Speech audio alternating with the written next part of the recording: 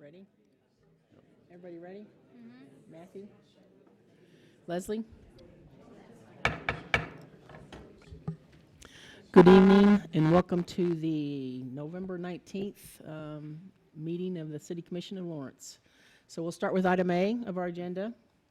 And as approval of the agenda, the City Commission reserves the right to amend, supplement, or reorder the agenda during the meeting. Is there any commissioner that would like to see anything changed on the agenda? Nope. Move to approve the agenda. Second. Motion by Commissioner Nanda, second by Commissioner Boley. All in favor? Aye. Opposed? Passes unanimously. Item B of our agenda is a proclamation for Alzheimer's Month, Awareness Month. So we'll have... Thank you, Mayor, Commissioners. My name is Sarah Randolph. I am the Executive Director of Bridgehaven Memory Care. And on behalf of our residents, their loved ones, our staff, we are honored to be here to be part of the Alzheimer's community here in Lawrence. And we thank you for your support. Did you want me to read it? So I'm going to read it, and then we'll go from there. So, whereas Alzheimer's is a disease that is accompanied by symptoms of memory loss called dementia. Nearly 6 million adults in the United States suffer from Alzheimer's disease, and a new sufferer is diagnosed every 7 seconds. Wow. And whereas the dementia-related symptoms that accompany diseases such as Alzheimer's may include loss of memory of mental function in areas such as language, memory, visual, spatial abilities, and judgment, there is no existing cure for Alzheimer's. But promising studies are being led by researchers in our region, and whereas Bridgehaven Memory Care in Lawrence, Kansas, focuses on caring for individuals in 3 small and less confusing home-style settings and continue to advocate for better treatments and for a cure. So now, therefore, I, Lisa Larson, Mayor of the City of Lawrence, Kansas, do hereby proclaim the month of November 2019 as Alzheimer's Awareness Month in Lawrence and urge all citizens to extend their support for those struggling with Alzheimer's and their loved ones. Thank you.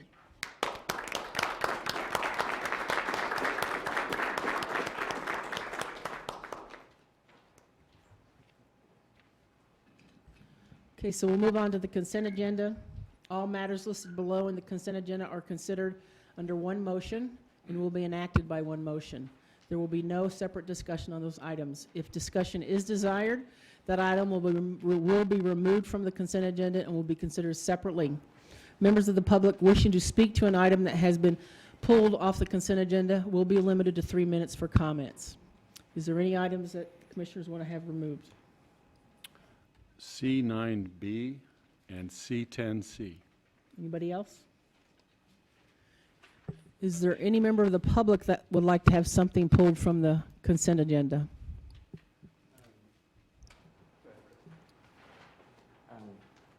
C8A.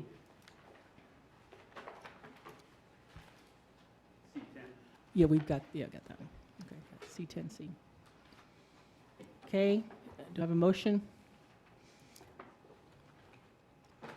Did he want all of C10 or just C10C? You want C10C, don't you? Yeah.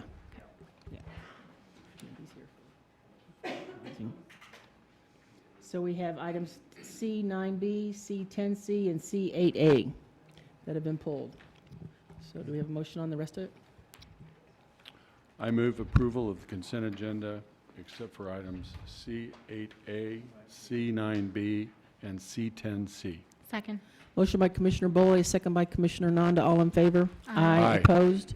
Passes unanimously. So let's start off with C8A.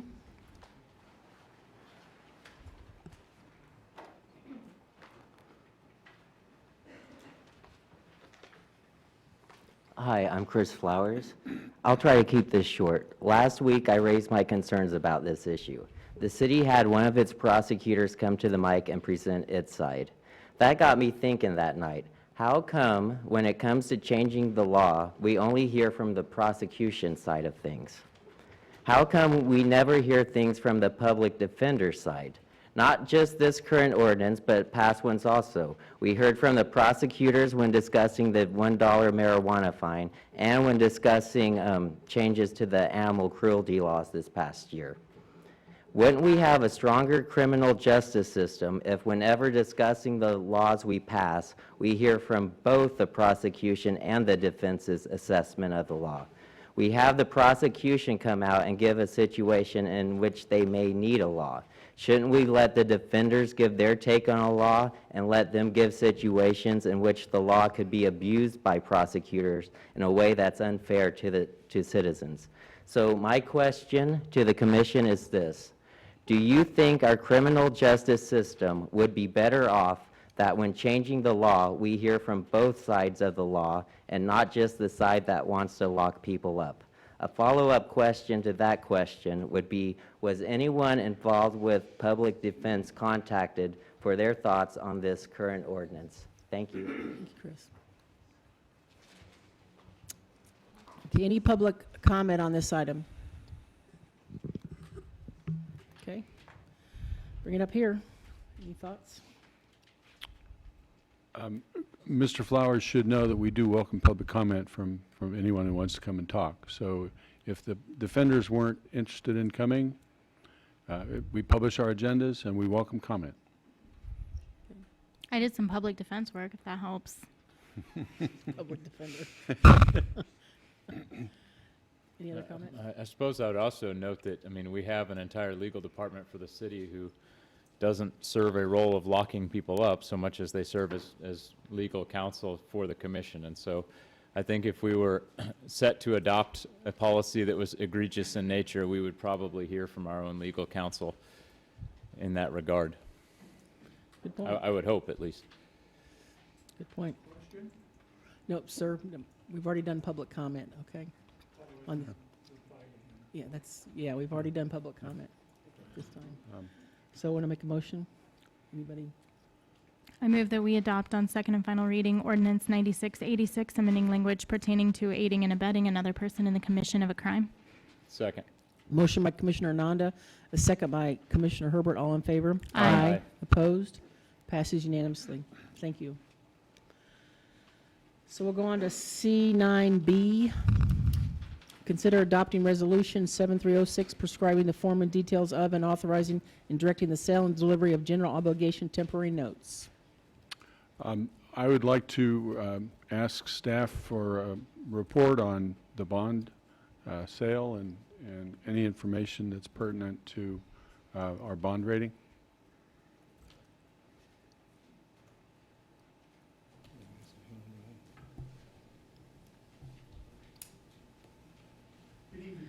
Ben Hart with Baker Tilly Municipal Advisors.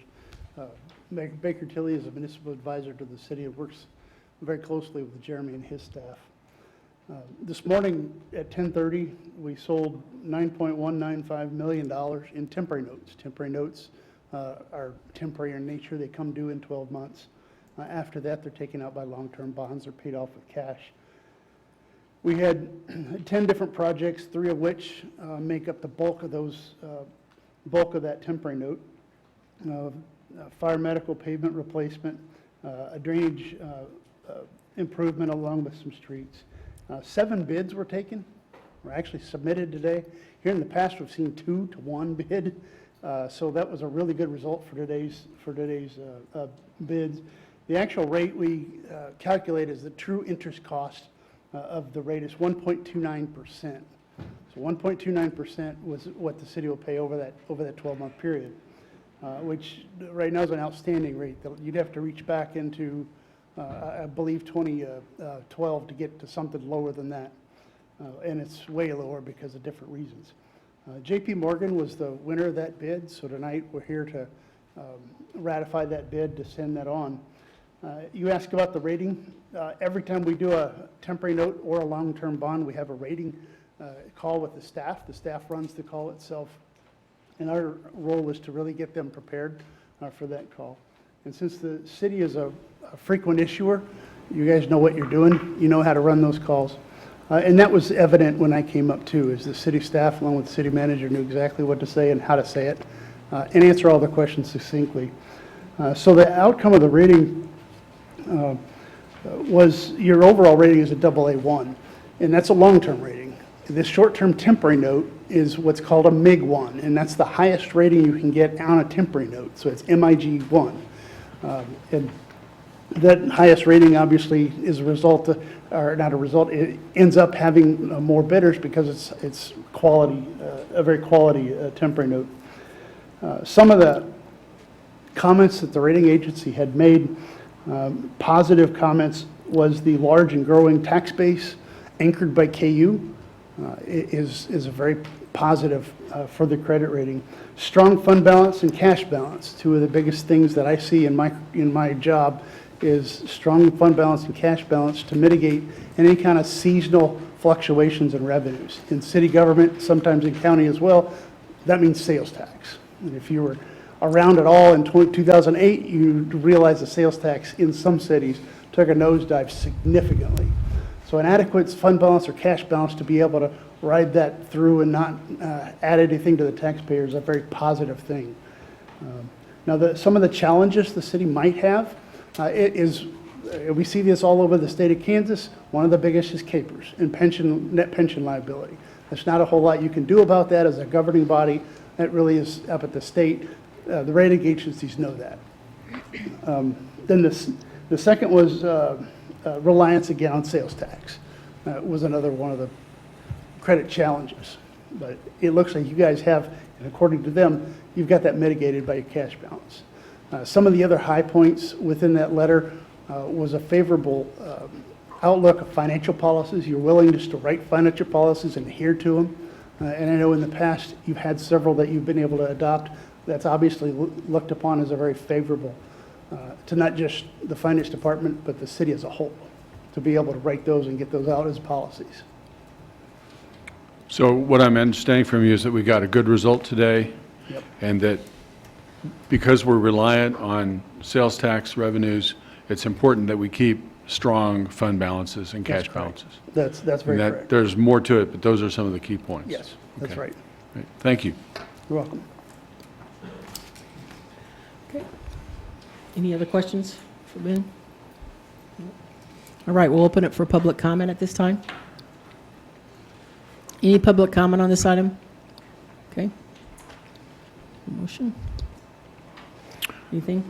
Wanna add? I move we adopt resolution number 7306, prescribing the form and details of and authorizing and directing the sale and delivery of general obligation temporary notes, Series 2019-2 of the City of Lawrence, Kansas. Second. Motion by Commissioner Boley, second by Commissioner Nanda. All in favor? Aye. Opposed? Passes unanimously. We'll move on to 10C. Consider approving recommendations from the Affordable Housing Advisory Board regarding the funding of applications for the Affordable Housing Trust Fund investments. I pulled this off because I wanted to talk about it a little bit, Okay. but, it sounds like Mr. Watkins also wanted to talk about it, so maybe we could let him. Do we want to, that would be public comment. Do we want to, Oh, okay, well, just want to go? just, I'm happy to open up public Okay, comment. public comment on this item?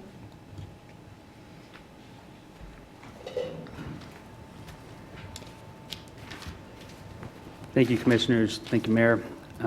My name is Patrick Watkins. I'm here on behalf of Tony Kresnick and on behalf of his project in East Lawrence called Penn Street Lofts. Tony couldn't be here because of a family matter out of town, but I can give you some general information about Penn Street Lofts. It's a mixed-use, affordable housing proposal for East Lawrence. It's located across the street from Bon Bon in the Cider Gallery. It includes 47 affordable apartment units subsidized by one of the largest grants of affordable housing tax credits in Lawrence history. It includes 7 work-live units for neighborhood commercial, around 4,000 square feet of commercial space as well. Like Polar Lofts and like 9Dell Lofts, Penn Street Lofts is a remarkable opportunity to impact affordability in East Lawrence. This commission saw the potential of Penn Street Lofts in 2017 when it resolved to support Tony's application for tax credits. Just like 9Dell, just like Polar, there's a funding gap that's common to these affordable housing projects, and it requires city participation in some form. In this case, what we think is a relatively minor role. This year, Kansas Housing Resource Commission approved the application and awarded the tax credits for the application that Tony submitted, which this commission supported. Again, it's one of the largest allocations of tax credits in Douglas County history. We believe we have enthusiastic support within the community, within the district and the neighborhood. We're in the planning process right now, and this project will be coming to your attention in the coming months, and we look forward to bringing it to you for your support and approval. But we're requesting attention on this matter tonight for a couple of reasons. As you may have read, Penn Street Lofts was overlooked by the Affordable Housing Advisory Board in its allocation of funds. The members of that board seem to recognize the importance of the project. Some of them ranked it as the top project. But as you may have read, it didn't receive a partial funding. It didn't receive a commitment for future funding. It was blanked entirely.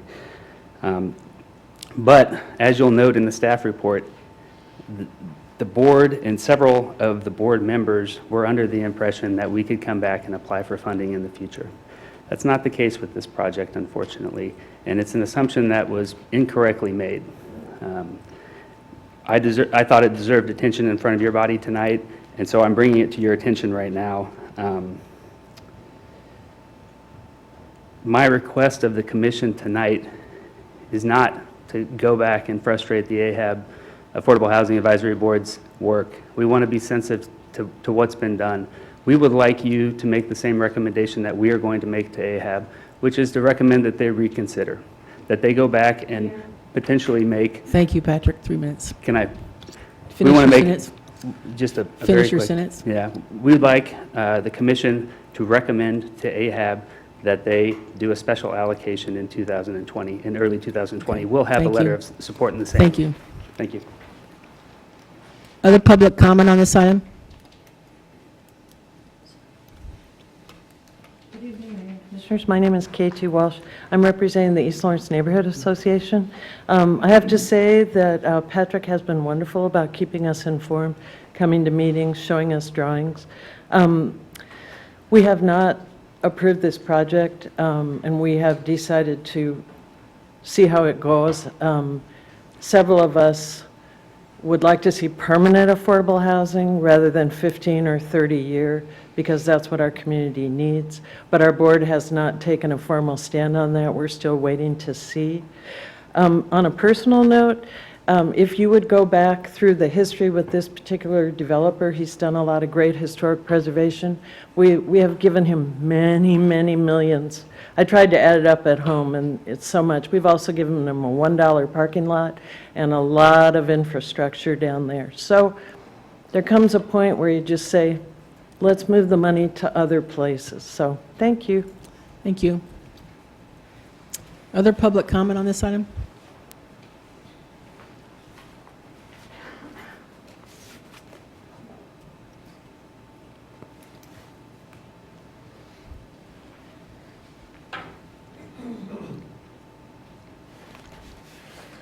Good evening, Commissioners. My name is Ron Gacious, and I'm Chair of the Affordable Housing Advisory Board.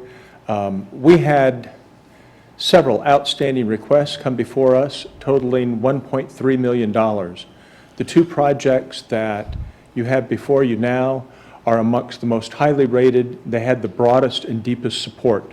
One is an excellent example of creating rental units that are available for renters with vouchers and with a developer that has a long history of participating with the service organizations that are working with these renters in our community. And the second project is an excellent home ownership project for low and moderate income first-time homeowners. They're great projects. They fit exactly on our goals, and I encourage your support for this funding recommendation. Thank you. Thank you, Ron. Other public comment? Hi, I'm Chris Flowers. I just want to echo KT's comments about, I think Lawrence would prefer permanent affordable housing instead of the like 20 to 30 year, and then it goes back to normal. Like if we're going to be giving out tax money, I guess, you know, just to make sure it's permanent. Thank you. Thank you, Chris. Other public comment on this item? Okay, back up here. Well, I think public comment in large part mirrors my thoughts. I'm going to support the recommendations tonight. However, I would like to remind the advisory board that our goal is permanent dispersed affordable housing. Spending these dollars on temporary projects in the future will preclude using them on projects that will help us achieve our goal of permanent housing. Any other comments? Well, I just want to, echo what Commissioner Boley, this entire commission has, for the past couple years, 3-4 years, talked about dispersed affordable housing, the need for it, and that it needs to be scattered and dispersed. So I just want to reiterate that I support that concept of how we're going to work this affordable trust fund, affordable housing trust fund. So I'm going to support the project, so. Okay. I move that we approve the Affordable Housing Trust Fund investments totaling $475,000 as recommended by the Affordable Housing Advisory Board and direct staff to prepare funding agreements with the agencies. Second. Motion by Commissioner Boley, second by Commissioner Nanda. All in favor? Aye. Opposed? Passes unanimously. Thank you. Okay, we're going to move on to the public comment portion of our agenda. The public is allowed to speak to any items or issues except those scheduled on the consent agenda or regular agenda portions of the agenda, after first being recognized by the mayor. Each person will be limited to 3 minutes for public comment. As a general practice, the commission will not discuss or debate these items, nor will the commission make decisions on items presented during this time. Rather, they will refer the items to staff for follow-up if necessary. Individuals are asked to come to the microphone, sign in, state your name and address. Speakers should address all comments and questions directly to the commission. Do we have any general public comment that is not already on our agenda on a subject? Come on up. Good evening. My name is Ron Wilson.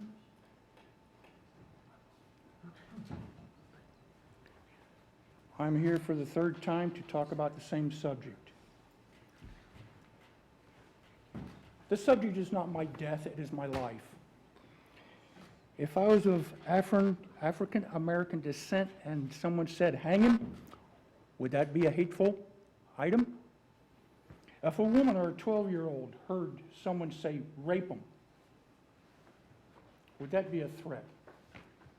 If the police department tried to intimidate you to change your testimony, would that be a lawful act? The police have no right to threaten civilians. I was subjected to a violent, hateful threat by a police person that was supported by a mob. I contacted the city police office. No action was taken. I filed a Kansas Open Record Act request and no information about the complaint could be found. You have had in your possession a long time an email concerning this threat that I sent to you. It seems like some people don't know why we have laws about hate and terrorist threats. I realize we live in an era of truth decay and powerful persons try to do as they see fit, but it has to stop. We do not need police bullies on our streets carrying guns that feel free to attack people. I will not give up. I cannot give up. I am true to my wife that has had Alzheimer's for the last 13 years, as well as myself, a 20-year veteran. I have 2 shotguns. If they are aimed at entry points and wired to go off at a door or a window when it's open, it's illegal. So are hate crimes. I pulled my gun out twice recently at home. One guy was a friend. He announced who he was. I approached him. Last November, I had a gun pulled on me in a store while I was speaking to the cashier. For all I know, the police presence in this building is the abuser in question, but it's doing nothing because it's a public place. I don't know where or when an attack will occur. The roads in my home are not safe. My children are American Indians. I lived in Germany for 12 years, traveled around Europe, traveled to the Mideast, and to the Russian-held East Germany extensively, and have never been subjected to this kind of hate that I have experienced here recently in Lawrence, Kansas. Hate, where someone wants to do something to me that will cause Mr. my Wilson? death. Thank you very much. Just so you know, Mr. Wilson, I have asked the city manager during our last meeting to look into the situation that you've talked about, and I believe that's on his list of things to do, okay? I would appreciate an update as soon as possible. Okay? Thank you. Okay, other general public comment?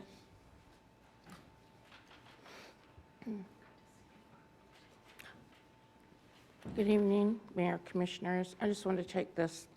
I'm Melinda Henderson. I live in Brook Creek neighborhood. Excuse me. I just want to take this opportunity to thank Commissioner Soden and Commissioner Herbert for the 4 years that they put in serving on the commission, and wish them well in their future endeavors. So thank you for all the time and effort that you put in, and you might have to keep your Facebook page up a while, Matthew. Don't think we found a replacement yet.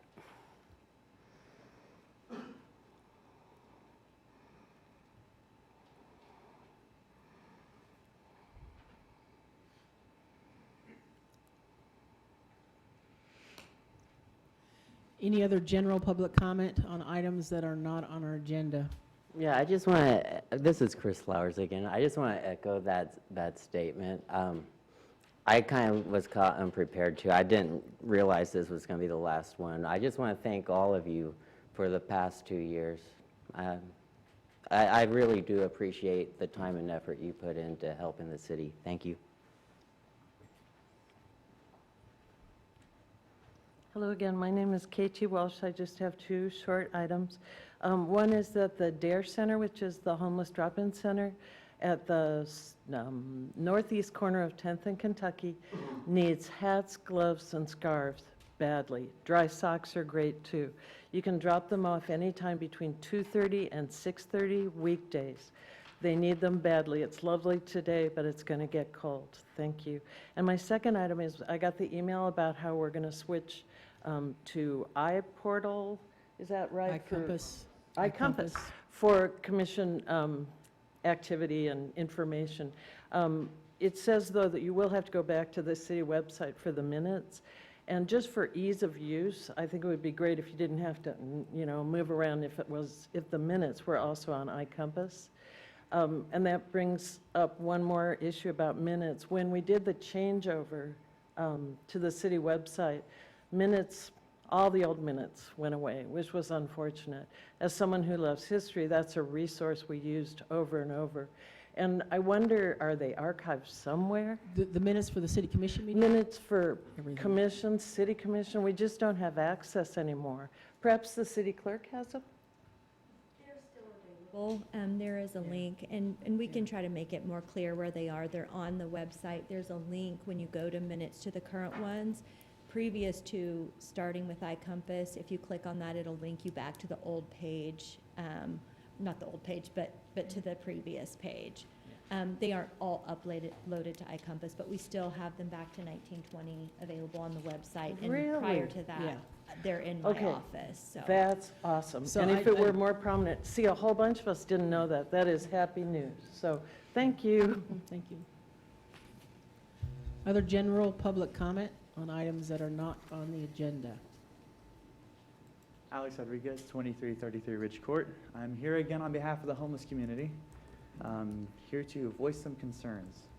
At the end of August, the previous city commission cut funding to the Lawrence Community Shelter in half, forcing the shelter to put over 60 people with no other options back on the street. This brazen act of violence was completely unwarranted and only further demonstrated the complete lack of concern the city has for its houseless citizens.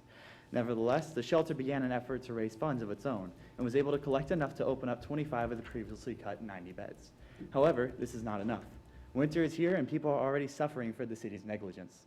To further rub dirt in the wound, last week the City Commission voted unanimously to hand $1.5 million to the police department for building renovations, despite hearing the vocal concern of several citizens regarding neglect of the houseless.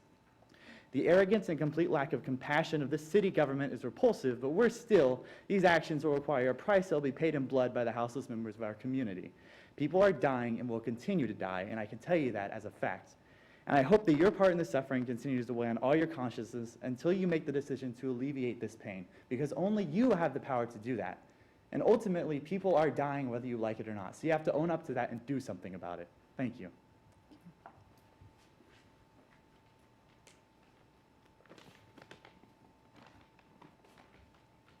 Stuart Luckman, 1515 Ingle Road. Any functioning society must decide its political decisions based on ethical and just policy. If any governmental unit fails at this duty, the citizens of said government have good reason to protest, demand action, and ultimately oppose all actions of said government. The way that the City of Lawrence deals with its houseless is a fundamental violation of human dignity, betraying its leaders as either inherently cruel or terminally unconcerned. The National Coalition for the Homeless argues in December of 2018 that the houseless suffer from poor living conditions which make their life expectancies 20 years shorter than the average person. The composite effects of years of poor health care, malnutrition, and disease would take their toll on any person. It is unimaginably cruel form of suffering which we are morally obligated to mitigate. Not only is our collective compassion lacking, many strike out with pure malice. 20 years of hate crimes against the houseless have been recorded, with 1,769 reported acts, 476 of which ultimately proved lethal. These despicably evil crimes must be stopped immediately, and the institutions with the most leverage to act are localities. A new city commission is coming into place, and now up to them to act or be thrown into the ash heap of history. The city commission must be swift and effective in any possible policy proposal. This should take the form of targeting affordable housing to tackle one of the root causes of houselessness within the city. A 2018 BBC report found that 5,200 households were unduly burdened with their financial obligations. Furthermore, 700 households were at risk of becoming houseless. In situations like these, there can be no half measures. Lawrence must immediately funnel as much resources as possible into resolving this dilemma as agenda item number 1. It must be stressed that even when this is accomplished, your work is not over. Less than a month ago, 2 houseless people were murdered in Wichita. The problem is close to home, and Lawrence must pay attention to the people most directly harmed by its recent draconian policies on taxation and housing. Remove regressive fees such as the August utility fee proposals, find a more progressive method of funding the local economy, and place resources into the hands of the marginalized. Only when Lawrence stops blinding itself to this crisis can the city have an ethical and just society. Going forward, the wise words of Frederick Ingalls and the condition of the working class in England are especially poignant. When society places up hundreds of proletarians in such a position that they inevitably meet too early and a natural death, one which is quite as much a death by violence as that by the sword or bullet, when it deprives thousands of the necessaries of life, places them under conditions which they cannot live, forces them, through the strong arm of the law, to remain in such conditions until that death ensues, which is inevitable, its deed is just as much murder, surely, as the deed of a single individual. Lawrence is committing social murder, and thousands of our fellow citizens could be next. Thank you. Thank you. I just want to point out, Alex and Stuart, that tonight we had a vote in the consent agenda that allocated $110,000 to the Lawrence Community Shelter for housing, just so you know. Okay, thank you. That's not $1.5 million, but it's something. Yeah. Okay, any other general public comment?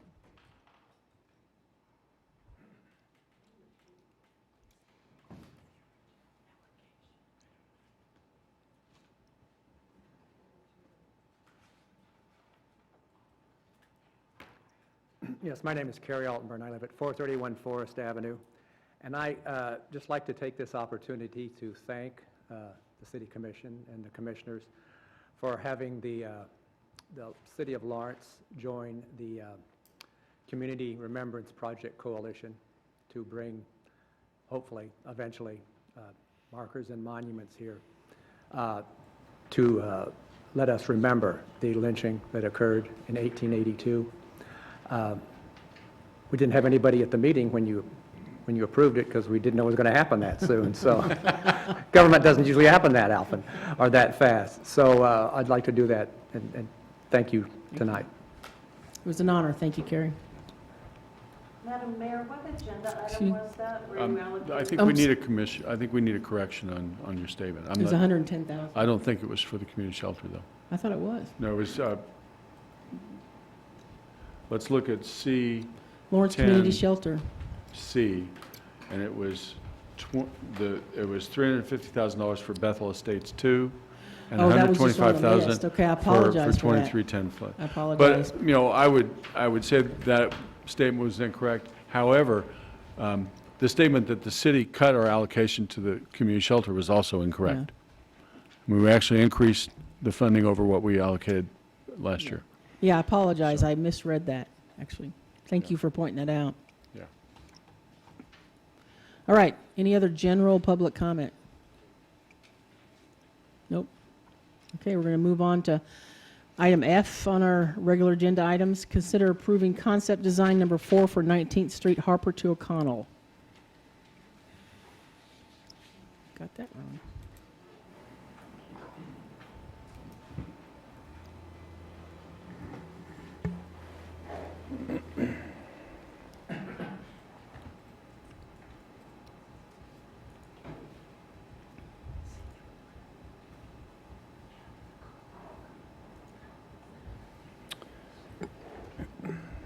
Good evening, Mayor and Commission. Dave Cronin, City Engineer with Municipal Services and Operations. Back in 2014, the city began plans to reconstruct 19th Street between Harper and O'Connell in the year 2016, which would be following the completion of the infrastructure out at Venture Park. And this would connect 19th Street to O'Connell. The project's been delayed and is currently in the CIP. 2019 for design, 2020 for reconstructing the water line, and 2021 for street reconstruction. In March of 2018, the Transportation Commission reviewed the concept plan that presented a street width of 47 feet, and that would be back of curb to back of curb. The 47-foot street section that was presented is the same street section that was constructed on O'Connell from 19th Street to 23rd Street. At that meeting, neighbors expressed concern with the concept plan, the width, and particularly making any connection of the street to Venture Park. At the May 1st, 2018 City Commission meeting, staff discussed the importance of proceeding with the project and connecting to Venture Park for full access. Staff received direction to issue an RFQ for design and include options of a 31-foot street width, which is our city minimum standard for a collector street. There was some discussion proceeding that direction to provide a street width that was less than 31 foot, and there was some discussion amongst the commission, but there was no direction provided at that meeting to include a 22-foot option. And a lot of the discussion at that meeting for reviewing the 31-foot street would be that it is similar to 19th Street west of Harper.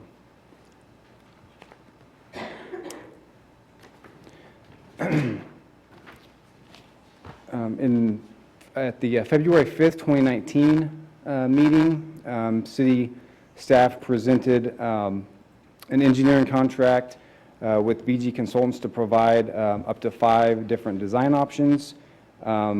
The 5 options were to include varying street widths, including the minimum 31-foot street standard for a collector street, and options for a bicycle facility that is physically separated from both vehicular and pedestrian traffic. And that was also discussed at the May meeting in 2018.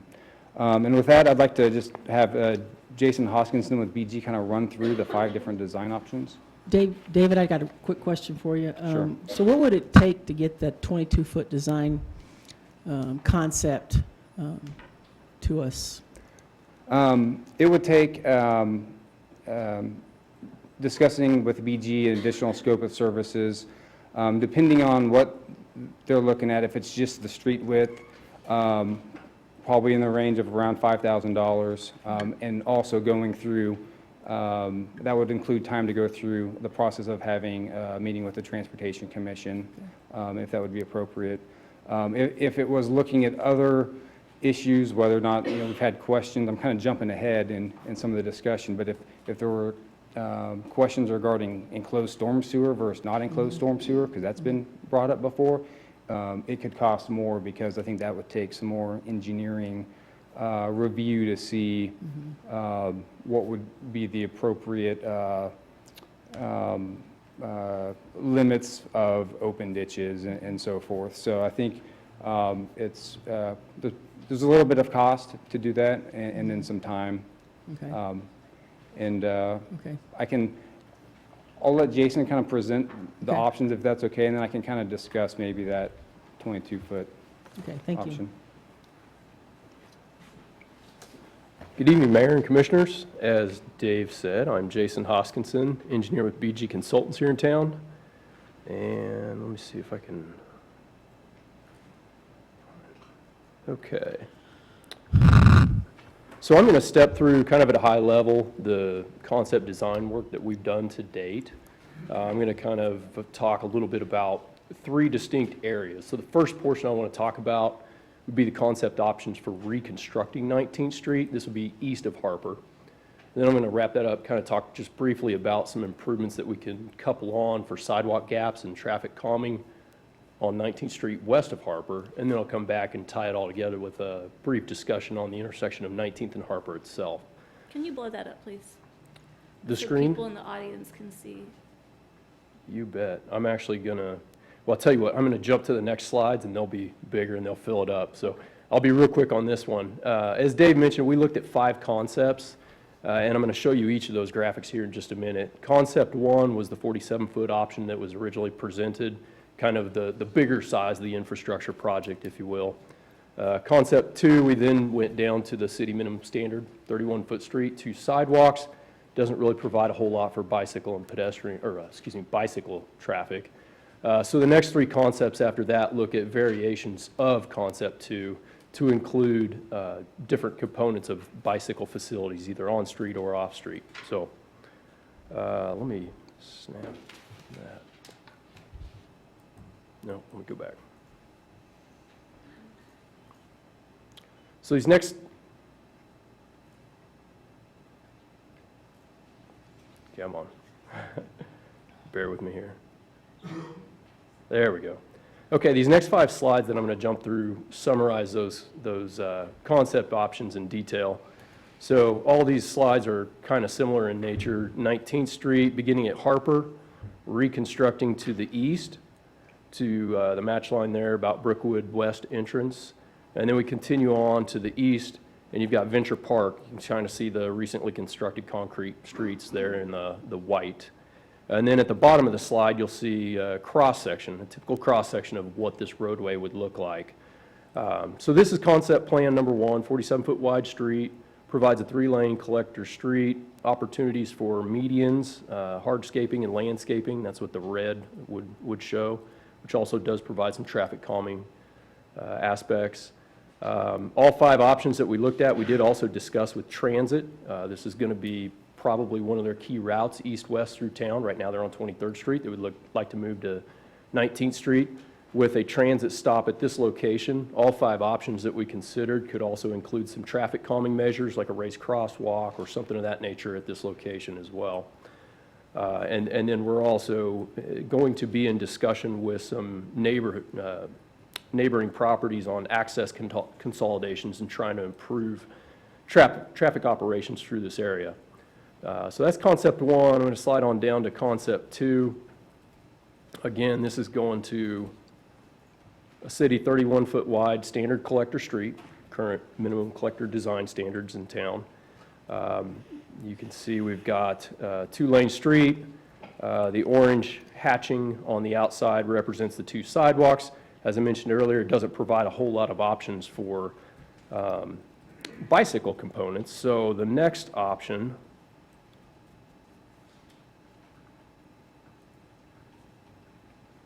Dave, I should have used your PowerPoint.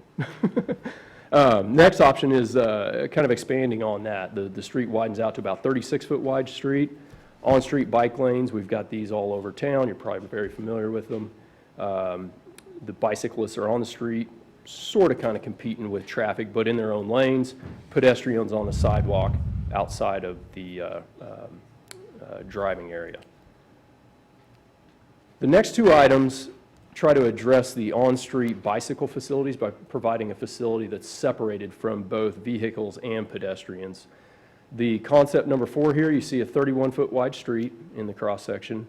We've got a 10-foot cycle track, so it'd be two-way bicycle traffic on a separated facility.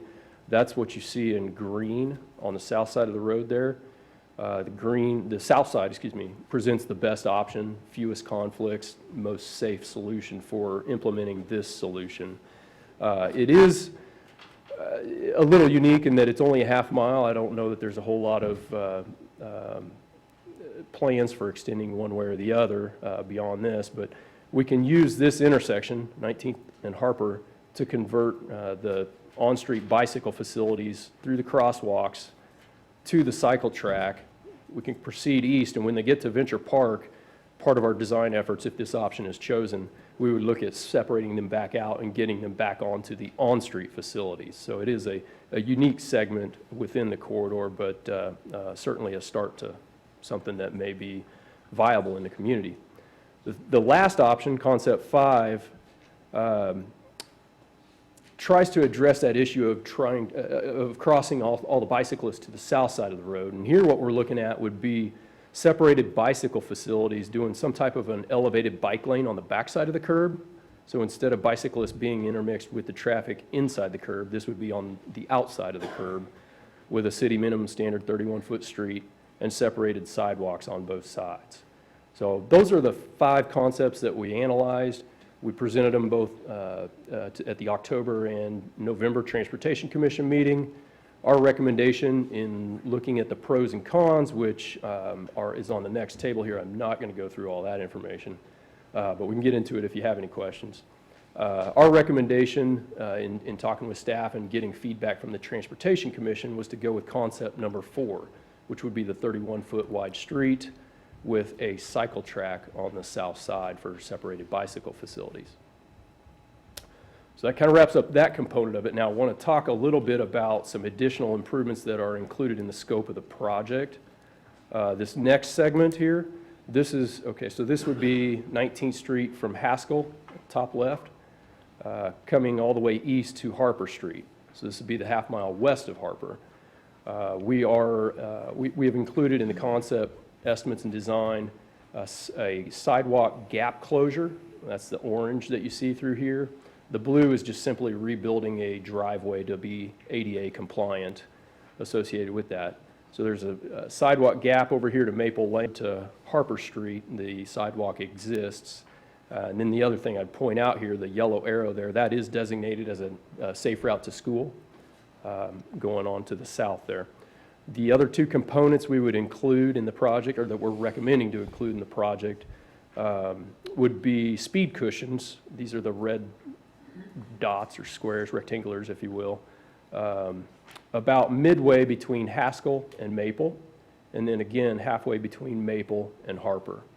So there was a lot of feedback at the Transportation Safety Commission and in the public in general as this project has progressed of trying to implement traffic calming measures as part of the project. So that was also included in our recommendation to the Transportation Safety Commission. The last item we looked at is the intersection of 19th and Harper itself. So we looked at traffic operations as to whether we keep that a 4-way stop or a roundabout, convert it to a roundabout. Traffic operations currently would operate a level service A in either scenario. Future growth and build out of Venture Park is anticipated to generate some traffic over through the 19th and Harper intersection if that connection is made to Venture Park. What we found is in both cases, the 4-way stop would operate at a level surface A and the roundabout would be level service C. So both scenarios are very good levels of service. I think city staff would support this. They would like to see level service C at many intersections in town. We just can't get it. So Operations are very good in both scenarios. The benefit that we saw by going to a roundabout, just there was a lot of costs associated with that, with little benefit. The other issue that we have with the intersection going to a roundabout, this graphic shows you a concept of what that could look like.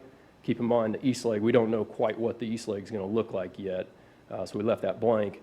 But there are some major utility poles, a lot of waterline underground infrastructure. To build this thing, it's got to push to the south and to the west to make it happen. So we're impacting a lot of private property. Some of it's Douglas County property. We could probably work with them. But there's a lot of impacts, a lot of cost for not a lot of benefit. So our recommendation for the intersection itself is to just leave it as leave it as an always stop controlled intersection, and we'll address some things like ADA accessibility with part of the project. So with that, I might turn it over to Dave. I think he's going to talk about some of the Transportation Commission discussions. I have a couple questions for you. Yes, ma'am. The speed cushions, you didn't have any that were east of Harper? Let me back up here. We are including, oops, one more slide, one more graphic. We do have a plan for a raised crosswalk or some kind of speed cushion measure about midway. Now, with this being downgraded to a collector street, we could certainly, in the design phase, include some additional traffic calming measures in whatever form of concept this street looks like. In concept one, we had some opportunities with median islands and things of that nature. In some of these concepts, there's certainly an option there to include some additional traffic calming. So we can add more as we wish. And then also, I was kind of curious, I guess I didn't want to assume, is this going to be designated with signs that say no truck traffic? That might be a policy thing. I don't know if you've had any discussion about no truck traffic. No. Okay. I mean, we have truck routes and truck delivery routes. So it certainly wouldn't be a major truck route. And so there's situations where on truck delivery routes, if they're making the shortest distance from point A to point B, it may be appropriate. But as this street connection hasn't been connected yet, that hasn't been discussed or determined, to be quite honest with you. I think that's definitely something, I mean, this is my last meeting, but I think that's definitely something that needs to be discussed in the future. You know, I lived at the Puller Building, and we had a lot of troubles with Delaware Street, of course. Yeah. I would say, you know, we've had that concern, and, you know, Venture Park is an industrial business park, and it would assume to generate trucks. The trucks using that business park, you know, if they're making regional deliveries, should not be using 19th Street, and that would not be a truck delivery route. So for those situations, large trucks, the industrial type of use of Venture Park, those trucks would not be allowed to use 19th Street. I think the signs and perhaps more speed cushions, to me, if I were to vote in the future, might be useful items. I really like how transit stops were included in all of the plans. Any other questions? Yeah, I have a question on cost on it. On option number 4, I'm just looking at your chart where you identify the pros and cons of all 5, and you have option 4 listed as, I think it's, I've lost it here, but I think it was 2.27 million. Correct. Yep. So then on page 2 of the report where it talks about the fiscal impact, it notes that this commission had budgeted 2.2 million in the 2021 CIP. So there's a $70,000 unfunded balance. But then it goes on to mention in the fiscal impact that additional funds for the cycle track have not yet been budgeted. So I guess my question is the 2.27 that's listed there, is that all inclusive? Or is there additional cost for the cycle track? Because if there's not additional cost, I'm confused as to where this additional funds will need to be found comment comes from. Yeah, and I have that further in my presentation, but in that regard, it's the maintenance of the cycle track. So the 2.27. It builds it, but it doesn't. Builds it, but we Okay. just wanted to point out that as we continue to build these amenities that are continuing to need Right. maintenance, snow plowing, repairs that are Budget doesn't always account for that in the No, I maintenance understand. side. I just So wanted to it's make sure that all the amenities initially were accounted for when that number was tallied. So, thank you. Thank you. Any other questions of me? Any other questions? I'll be around. I can jump back up if there's not. Okay, thank you. Thank you.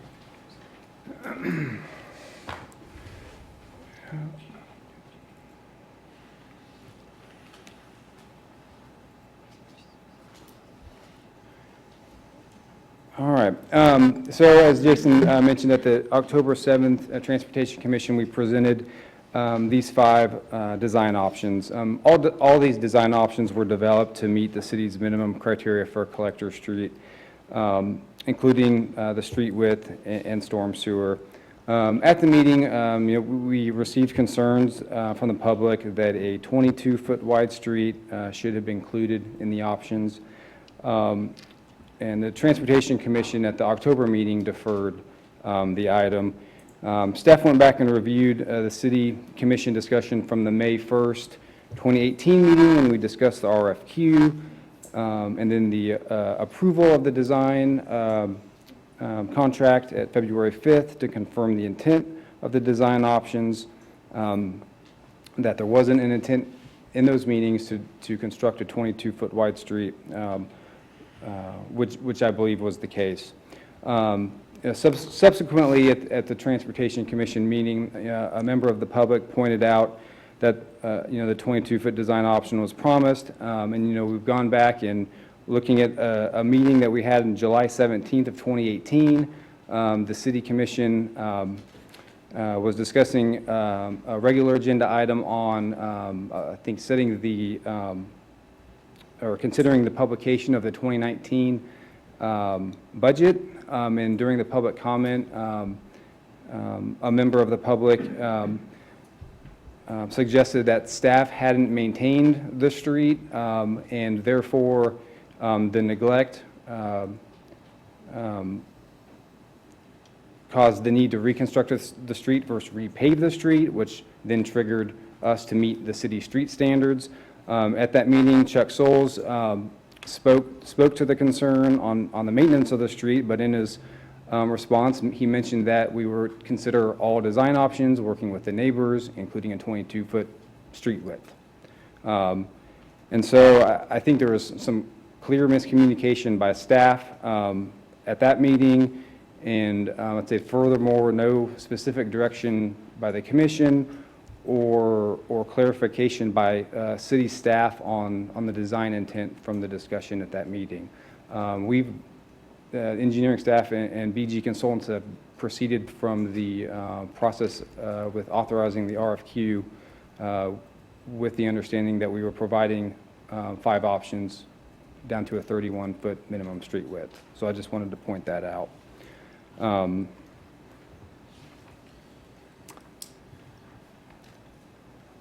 At the November 4th Multimodal Transportation Commission meeting, brought this discussion back. The commission recommended 7-to-1 a design with a 27-foot wide street and a 10-foot wide cycle track. That would essentially be the concept 4 that Jason just presented, with a 27-foot wide street instead of a 31-foot wide street. One of the commissioners, Commissioner Kuzniak, did oppose of that street width and was in favor or supporting an option with a 22-foot wide street. I would also say that some of the discussion to get to the 27-foot wide street by the Transportation Commission was kind of a compromise versus a 31-foot wide street and a 22-foot wide street. They saw that as a compromise. We pointed out in the meeting that the minimum width for the International Fire Code for a street width adjacent to a fire hydrant was 26 foot, which would be a 27-foot wide back-to-back street, and so that's played into their recommendation to provide the recommendation of a 27-foot wide street. They did concur with the other staff recommendations that were provided with that design option, including an all-way stop at 19th and Harper, maintaining the existing one, as Jason mentioned, speed cushions, traffic calming on 19th Street. That could include a raised crosswalk, and completing the sidewalk gap on the south side of 19th Street from Harper to Haskell. I just want to discuss briefly city street standards. The City of Lawrence street standards set the expectation for public and private design and construction of infrastructure in the city. The standards are maintained by the city engineer and are reviewed annually. Our city collector street standard is 31-foot back-to-back and a 36-foot wide back-to-back with on-street bike lanes. And so both of those options were looked at with, let me go back here.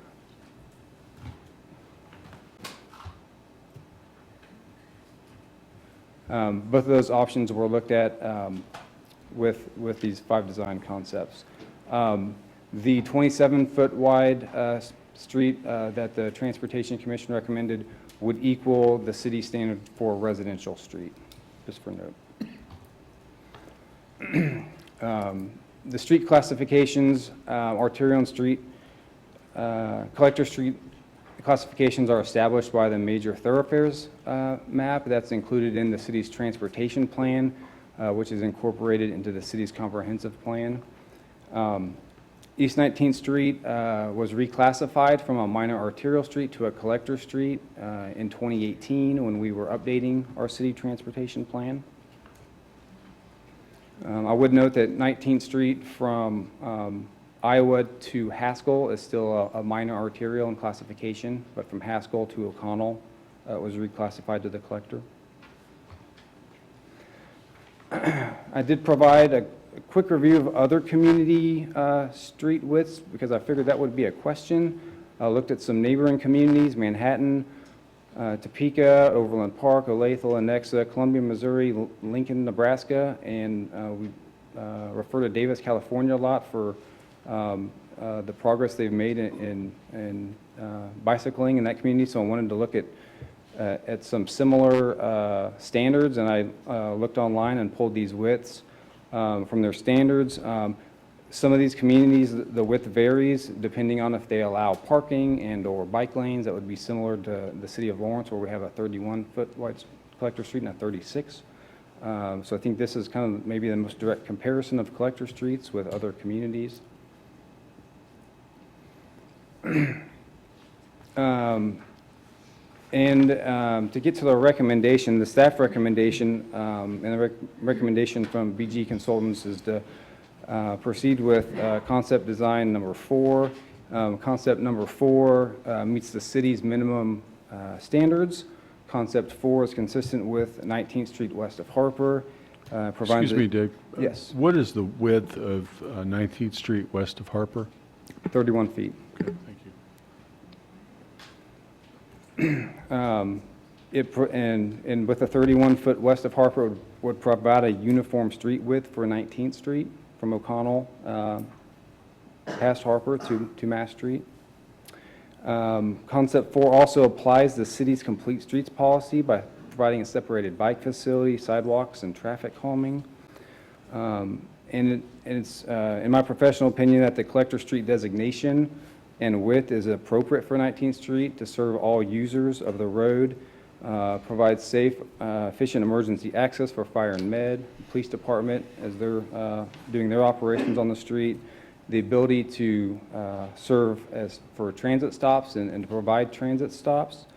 Also provides the vehicular connectivity on 19th Street, and I would say it also provides flexibility for its use in the future. Some collector streets, we allow parking. Some collector streets, we go back and retrofit bike lanes. That's what we did on 19th Street west of Harper. It's not ideal to have narrow lanes next to bike lanes, but it did provide that flexibility. Other points that have gotten brought up that were brought up when we discussed this project last year and have been discussed again is the width of the street and whether or not it would induce additional traffic. I don't believe the width of the street, whether it's 27 foot, 31 foot, is going to generate any more traffic. There's one lane eastbound, one lane westbound. We also get concerns about the speed of the traffic. I believe that providing the traffic calming, will physically help the speed of the traffic, mitigate that concern regarding the safety, and will give an indication to the drivers that it is a little different of a street than 19th Street further to the west. Going to discuss that fiscal impact, again, this project is in the budget for 2020 and 2021 for construction. 2020, we have $1.1 million in utility funds allocated to reconstruct the water line. In 2021, we have $1.45 million in general obligation debt for the project. And we've also asked the county last year and in prior years to contribute to the project, and had asked them for $750,000 in county funds. The reason being that the improvements are adjacent to the Douglas County Fairgrounds and would provide a benefit for the uses on that property.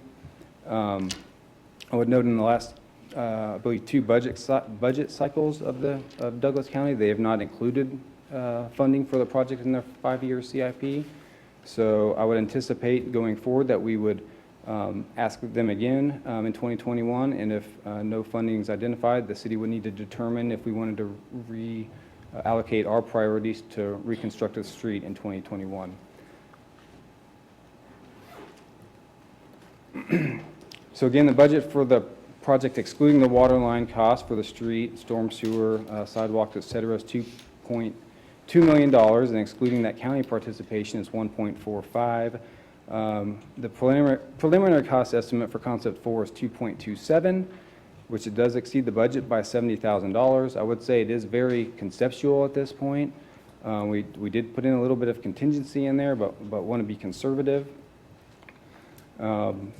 Usually when we get to about the 50% plans, we can kind of hone in on that cost estimate a little more. So I would say that we do need to point that out at this point in the game, and that, again, that I mentioned earlier, no additional funds have been budgeted to the maintaining of the cycle track.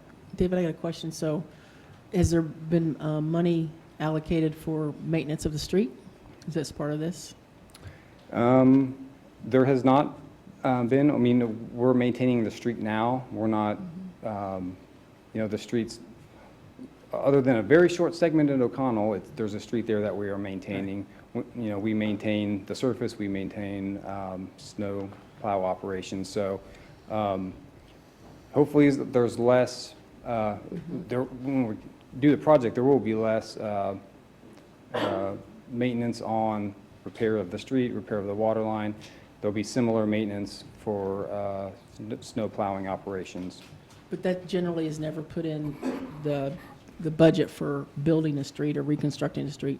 That's always extra, is that right? Maintenance. Correct. Okay. Yep. So yeah. Would MSO maintain the bike track, the cycle track? The cycle tracks and shared use paths are maintained by the Parks and Rec Department. We maintain on-street bike facilities, plow snow off those, but the recreation paths are maintained by the Parks and Rec Department. And the MSO would do the plowing of the street, correct? Correct. Okay. I'm surprised that since the cycle track is on the south side of the street where the Douglas County Fairgrounds is, it wouldn't kind of fall under the authority of Douglas County to maintain the cycle track.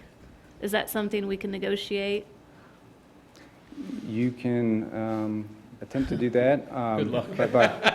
But by practice, we've let you make maintained that them. call. They are in city, it would be in city right-of-way. Isn't it also because they're wider than the standard sidewalk, the 10-foot, we always Correct. maintain those regardless of where they're at in the community? Correct. Okay. There will be a 5-foot wide sidewalk on the south side of the street too, with that option that they would be responsible for maintaining. Well, I was just thinking in terms that if the county hasn't put it in their budget yet, then perhaps that's something that we can talk to them about, that they could take on. Yeah, and I would say there's areas in the community adjacent to the boundary of the city-county line where there's some areas where the city maintains short segments of county streets and the county maintains short segments of rec paths or city streets. this is a little different, but I mean, they do have facilities there that they are maintaining as well, so if it's more efficient for them to do it, that can be part of the discussion, but it's, we should go into this with the expectation that we're maintaining it. Thank you.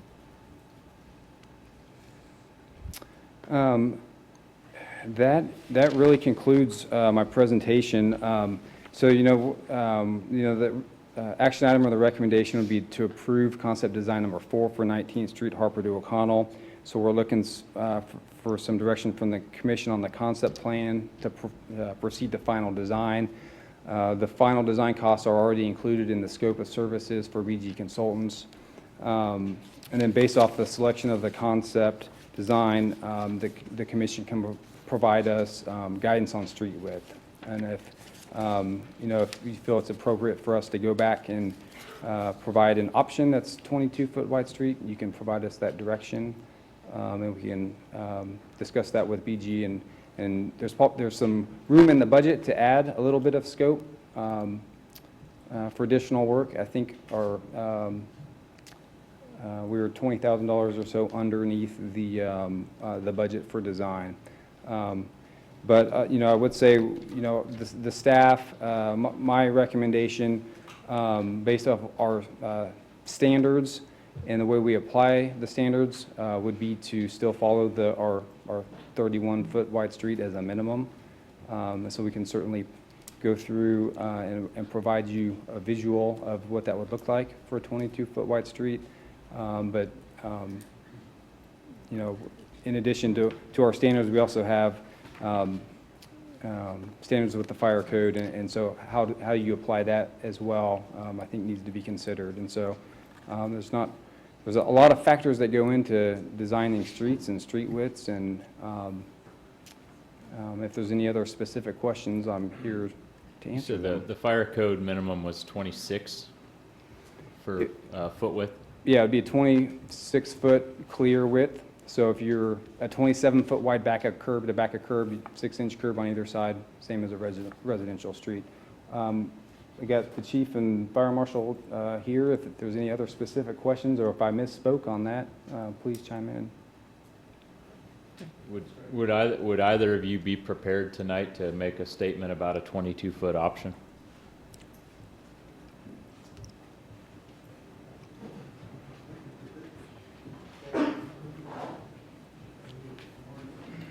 Mayor, Commissioners, hi. My name is Chris King. I'm the Division Chief of Prevention for the Lawrence Douglas County Fire and Medical Department. The 22-foot option potentially could meet the intent of the fire code. The minimum fire lane access road is 20 foot wide. That's typically we typically see those in like commercial properties that maybe are industrial facilities to our east in Venture Park or in the East Hills Business Park, where you have a main facility inside and they need an access road around the building to get access, to meet the access requirements. Those are typically where we see the 20-foot wide. The challenge becomes is when we have fire hydrants along the access roads, that's where we get the 26-foot wide. So the design would be you have a 20-foot wide lane, then it bumps out to 26 feet, and then it goes down. Most jurisdictions within their metro area, as you saw Dave's examples, the metro area as well as south, Wichita or further west, provide that minimum of 26 foot wide with fire hydrants.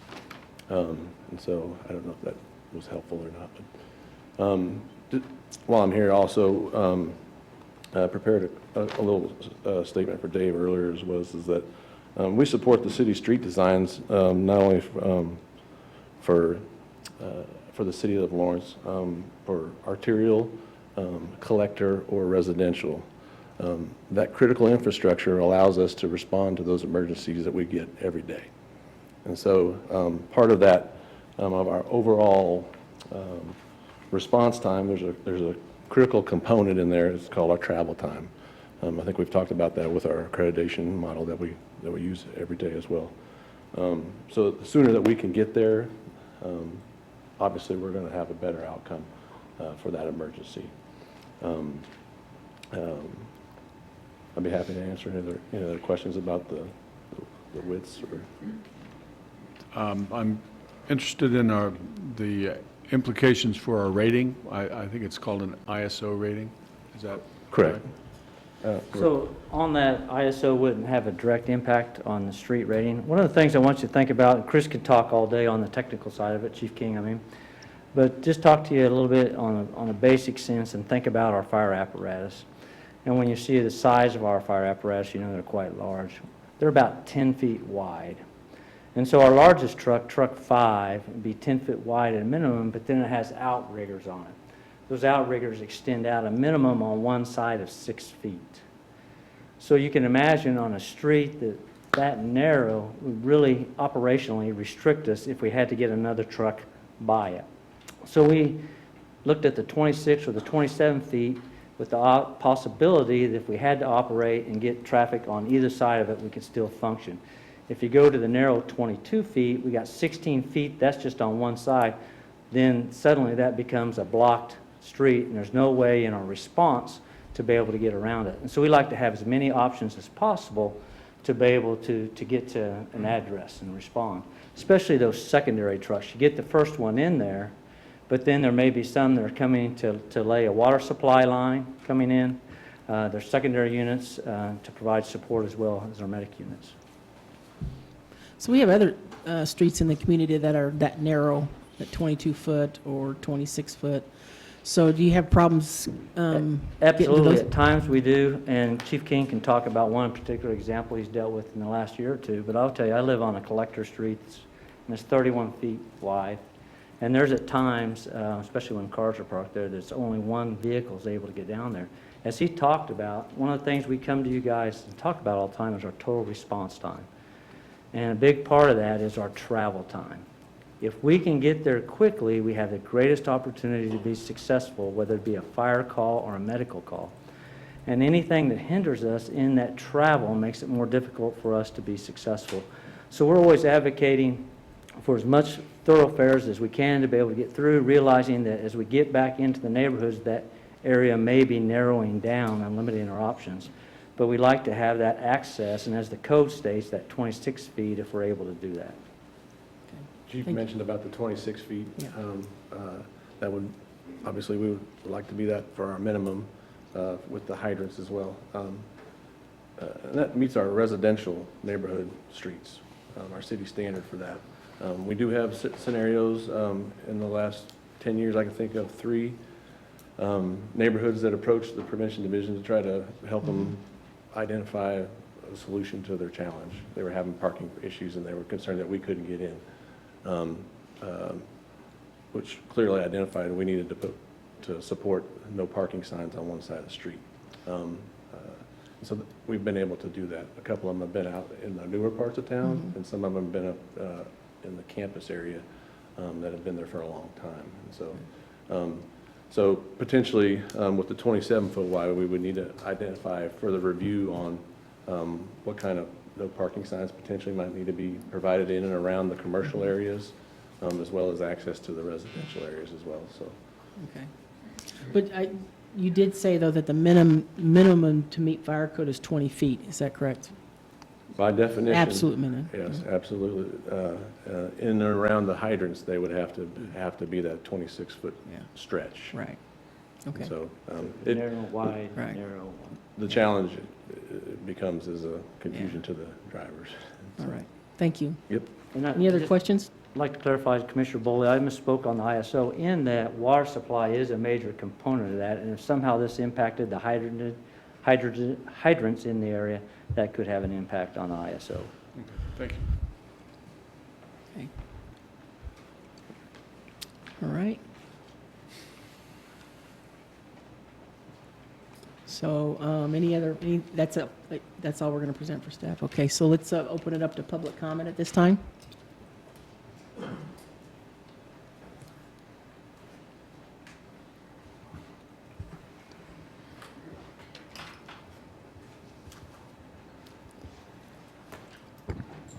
Good evening. My name is Ali Phillips. I have lived in the amazing neighborhood between KU and Lawrence High School for almost 20 years now.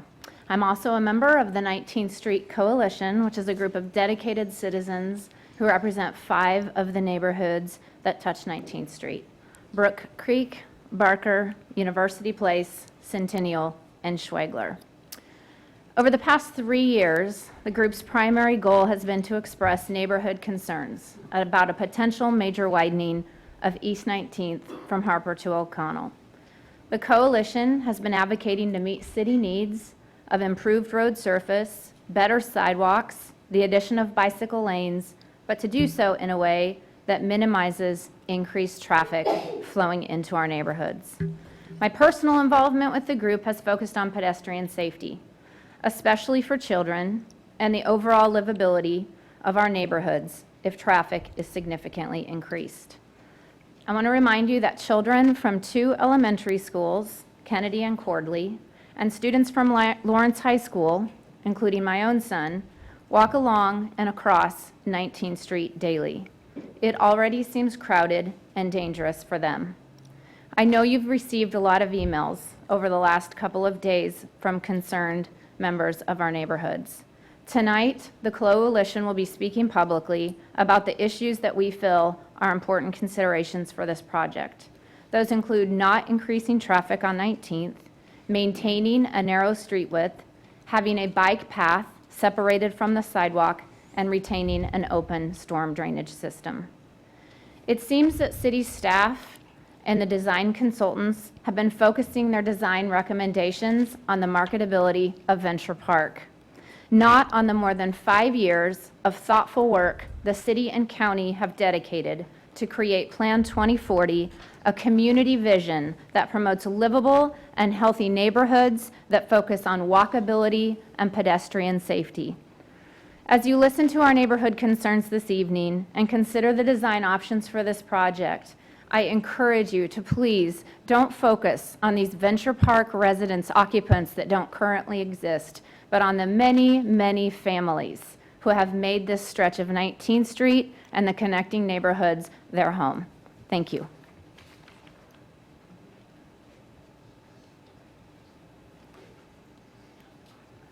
I'm Melissa Warren. I live at near 19th and Leonard. I have some questions about this thing, and my general opinion is we don't need more traffic on 19th Street. But the other thing that occurs to me is the main beneficiaries of building this road at a considerable expense has got to be the property owners that have that property down there at the end of 19th Street that's currently dead ends. And why is the city going to spend all this to open that up to possible, like, more dense development at some point in the future, the near future probably? It's what my opinion would be, that someone has an idea that they can either put in, 1,000 apartment units or 500 houses down there, and oh, this will be great because we'll have a new water line and a bigger, wider street, and it'll make our place much more valuable. And I don't understand why, when they're the beneficiaries of all of this, why the rest of us that live nearby and around the city should be paying for all of this. And that's what I got to say.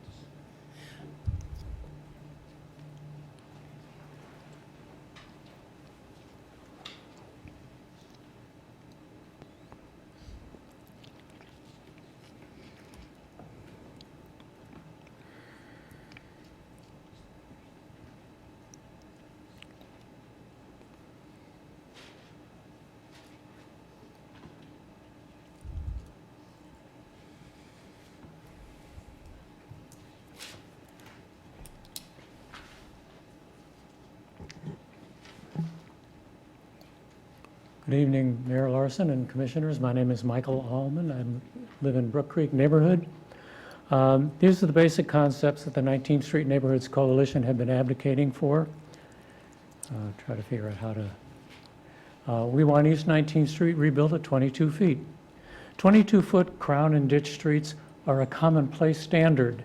Lawrence has 19.5 miles of them, 4.8 miles being in Brook Creek. They are inherently traffic calming because they are narrow.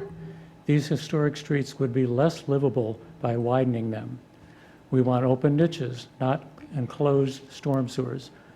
Open ditches carry up to 5 times more than do sewers. It's better for flood-prone areas like Brook Creek neighborhood. Residents will maintain their frontage, so the ditches are not going to be a cost to the city. The infiltration reduces runoff and recharges the water table. The minimum design standards that we've heard about, I want you to listen closely here. They are not part of our code. They are but policy. City staff authors these minimum design standards as policy. They're not in the code, but on the MSO webpage. Staff can modify these standard detail sheets at will. It's pretense that the standards dictate a 31-foot minimum that we have to adhere to, as we've heard often. Example of other street designs I'd like you to consider, let's have a little creativity in this process. For instance, the one-lane pinch point would be a traffic calming device on a wider street that would make sections of it narrower. Or even better, this variable width curb line, we could have a 22-foot wide street that would expand at certain points for the fire trucks or even bus turnouts. Let's think outside the box. We're going to create the next generation of calm streets by doing this. And I'd like to see some innovative collaboration for healthy neighborhoods as our strategic plan calls for. As far as emergency access in Venture Park and curtailing traffic into our neighborhoods, we have proposed several solutions for O'Connell Road. We have conceded the complete closure. We have conceded the retractable bollards. We have conceded the transponder-operated gate. We would like to have a mutual solution that would be the partial intersection closure. For 3 years, our five neighborhood coalition has requested these 3 design features. The Transportation Commission twice asked for 22-foot concepts. Mr. Soules publicly promised we'll have all the options available to see what the neighborhoods want to do. At every point, staff has excluded them. Before you make a final decision, please instruct staff to bring back several 22-foot street concepts, a partial closure at O'Connell, Thank you, and Michael. open storm drainage. Thank you. Thank you.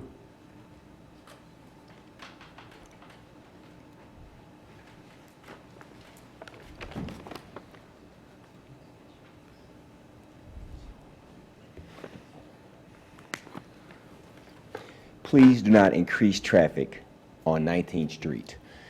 Thank you, Mayor Lisa Lawson and Commissioners for allowing me to speak. My name is Jesse Brinson. I am the Community Outreach Development Coordinator for Call to Greatness. In my 4 years in that position, I had the opportunity and was accepted as the Brook Creek Neighborhood President. My job is to give people tools for better living. To do that, I have to be engaged with the community. Many of the people that live along 19th Street are my friends, my family. And I am connected with many of them, and half of a hoops team that I coach, which has 11 kids. 5 of them, those families live either on 19th Street or regularly walk to Kennedy. If we increase the traffic on 19th Street, we're going to put many lives in danger. Outside of those families, one of my daughters is a slow learner, and this past summer she learned to ride her bike. She's 10 years old. If you have a daughter or kid who just learned to ride their bike, I think you can think about what's the only thing they can think about is riding their bike. And she still takes some of her classes at Kennedy. So tomorrow when she wakes up to go to Kennedy, she's going to want to do one thing, especially since we had 60 degrees of weather, ride her bike. Many of the kids love walking up and down Harper, down 19th Street. But if we increase traffic, it's going to put their lives at danger. With that, I have had foster kids live with me over the last 4 years that attended LHS. Once you get to Lerner and 19th, that roundabout gets backed up from Mass Street to that roundabout. Once you cross that, heading to LHS, then you have the Courtly pedestrians who are crossing to attend Courtly. If we increase traffic, we're going to put not only more kids who are heading to LHS, whether behind schedule or having to get up earlier, but you're going to put the lives of Courtly and LHS students in more danger. So roundabout at 19th and Harper, I know it wasn't something that they suggested, but would definitely not be the best idea. I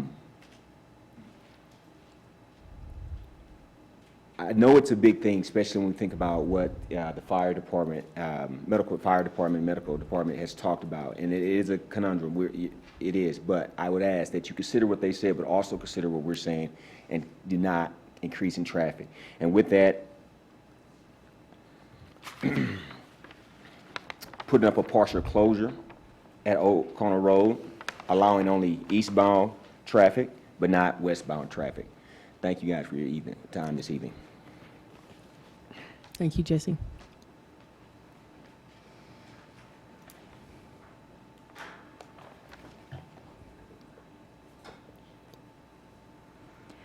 My name is, my name is Pat Cady. I live in Barker neighborhood on Leonard Street. According to a staff estimate, which was given to us at a Transportation Commission last year, 1,000 cars every day travel up and down 19th Street. With the opening of O'Connell Road to 19th Street, that number would jump. I like the specificity of this number, 3,884.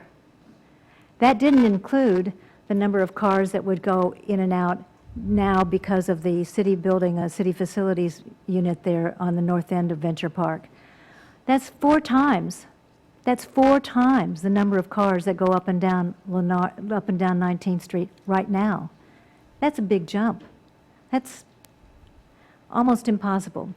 I was amused to see the pictures of the traffic calming devices that the BG consultant had, the raised, what do you call those things?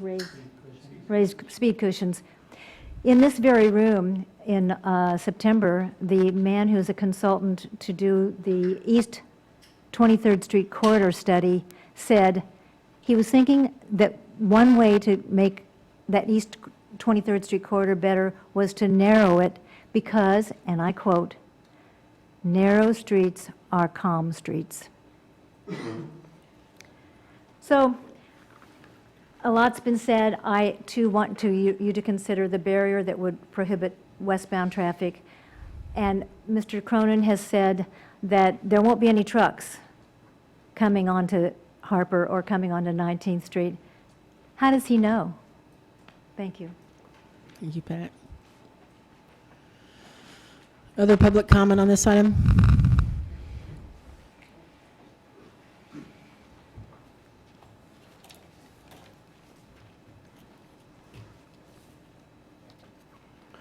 Hi, I'm Byron Wiley from Brook Creek neighborhood. I don't have much to add. I agree with the points that were made. One point I will make, because it's something that I focus on, is energy and resources. And I was hearing some talk about, the curbs and whether should leave it as the ditch system or not. And I think if you would really give some attention, and it's a hard thing to do, but looking at the energy life cycles of, your resource, over the long term. And, consider the difference between a ditch with grass in it that's going to allow water to percolate in naturally versus concrete, which is going to break down. And that's a cost. That's a cost that you're always going to be stuck with because it is going to wear out over time. It's not permanent. I think the issue is traffic calming because that's what the neighborhood doesn't want. We, increase traffic, for all the reasons that they've brought up. We've offered, different ideas on, gates, restrictions, and they just seem to be ignored. Cut-through traffic is, it's a problem, and I think that needs to be addressed. That's all I have. Thank you, Byron.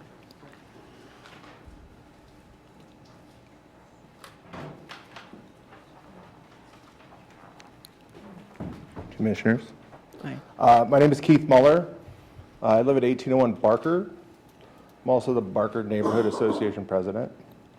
I guess I stand here today to lend my support to the 19th Street Coalition and their points of views. I guess the only thing that I would really like to add is talking to neighbors in my neighborhood. I think a lot of the neighbors feel like the points that they've pointed out the transportation committee meetings and different things like that. I feel like the neighborhood feels like they haven't been acknowledged or heard. And so I guess I don't stand up here to make any particular point as far as the technicalities of the designs or anything like that. I would hope that maybe we can take a step back and maybe look at all of the players in the game and see if we can reevaluate things and have potentially another plan come up that takes other things into consideration. And hopefully we could put the neighborhoods in a place where they feel like they've been heard. So, Thank you. thank you.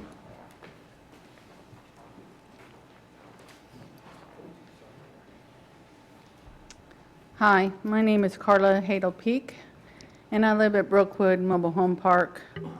And there is a lot of traffic on 19th Street down that little section. There's a lot of motorcycles that have discovered the path to that beautiful sidewalk that goes on. And they come barreling down that street and, you know, nobody else can get through that little section.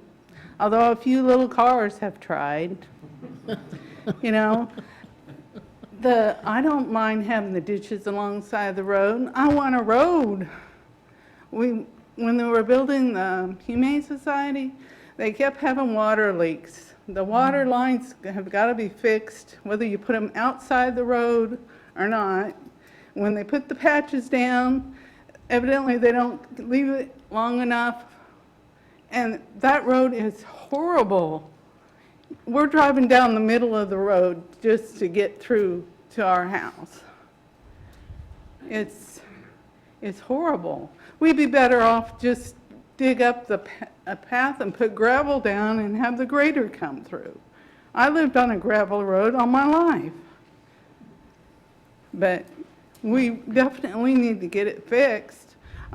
We can't wait another 2 years. Because they're not patching it. Thank you. Thank you.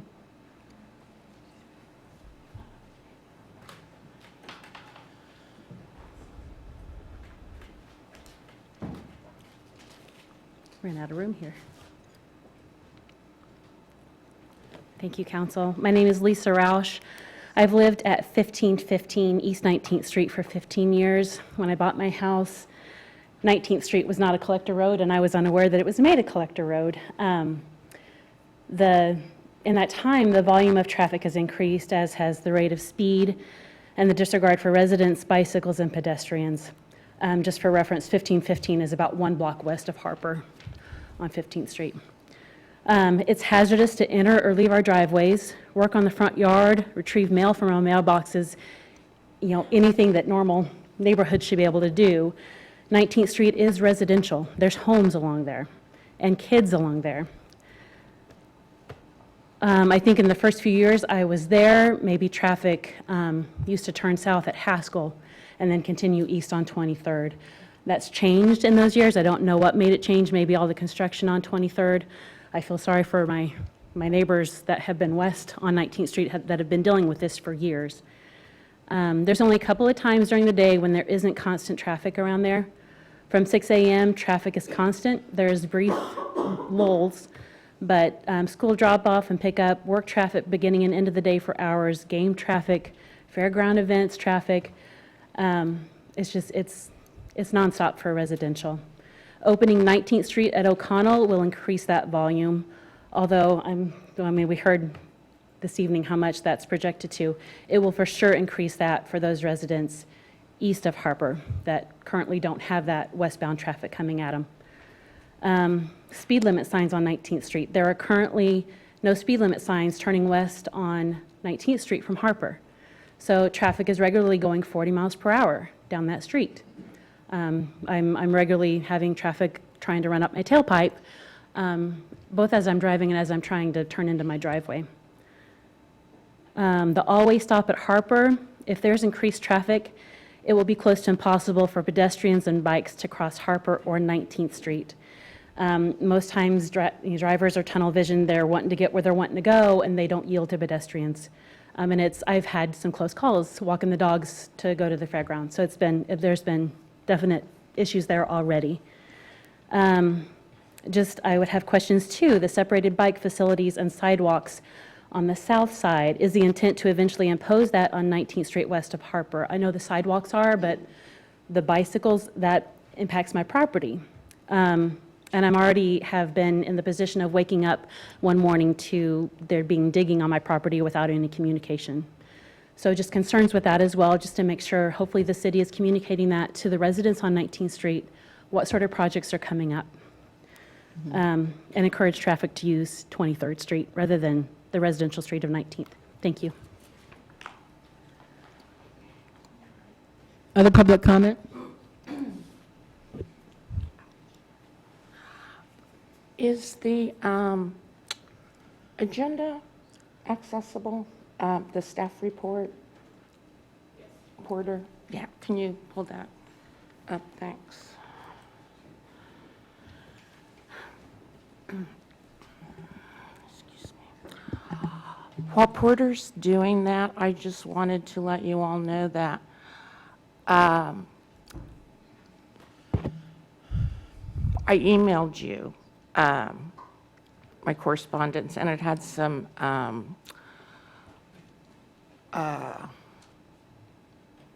attachments to it.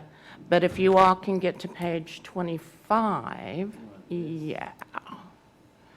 If you all can get, I'm sorry, is this, I didn't think I was being charged time yet. Because I do want you all to be able to follow along, see the highlights. So hopefully you can pull it up. It's on, I think it starts at page 25 for you all. Well, keep going. No, I'll just keep going. I'll let you. Oh, okay.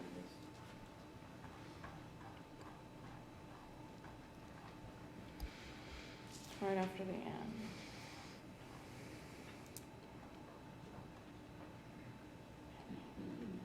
Okay, here we are.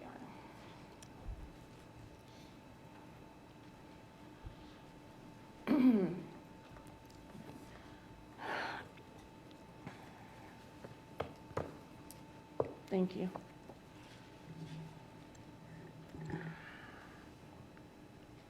Melinda Henderson, Brook Creek neighborhood.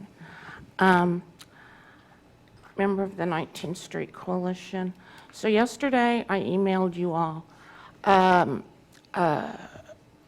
some links, or a link to Transportation Commission video. I thought it was important that you all could see at least some of the hear some of the comments that were made. Several commissioners and everybody in the coalition were very disappointed that there wasn't a 19th Street option. So I hope you all got a chance to review that. I do have a question regarding 31 Street on 19th west of Harper. How many feet of bicycle lanes is included? 10 feet? I don't know. That would be a question for staff. 9? Who said 9? Okay. So, so the driving, that would be like 22 feet, right? Okay. Thank you. So I don't understand why we would have to increase it to 31 feet and then add a cycle track, et cetera. That just seems costly, and it would be much cheaper to just go with the 22-foot street. I wanted to thank you, Mayor Larson, for asking, would it be possible to come back with a 22-foot wide design concept. So I hope you all will consider that tonight. And I'm sure we all hope that the neighborhoods would be included at this time around. Please use, we should be using 23rd Street, as was mentioned, not widening 19th Street.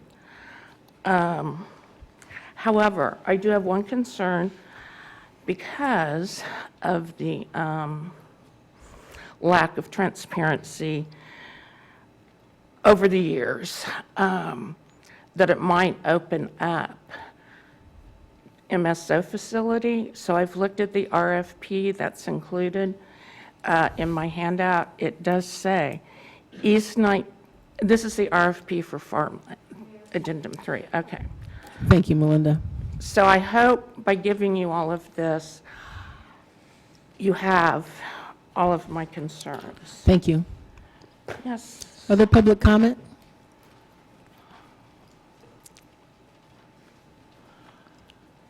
Hi, I'm Chris Flowers.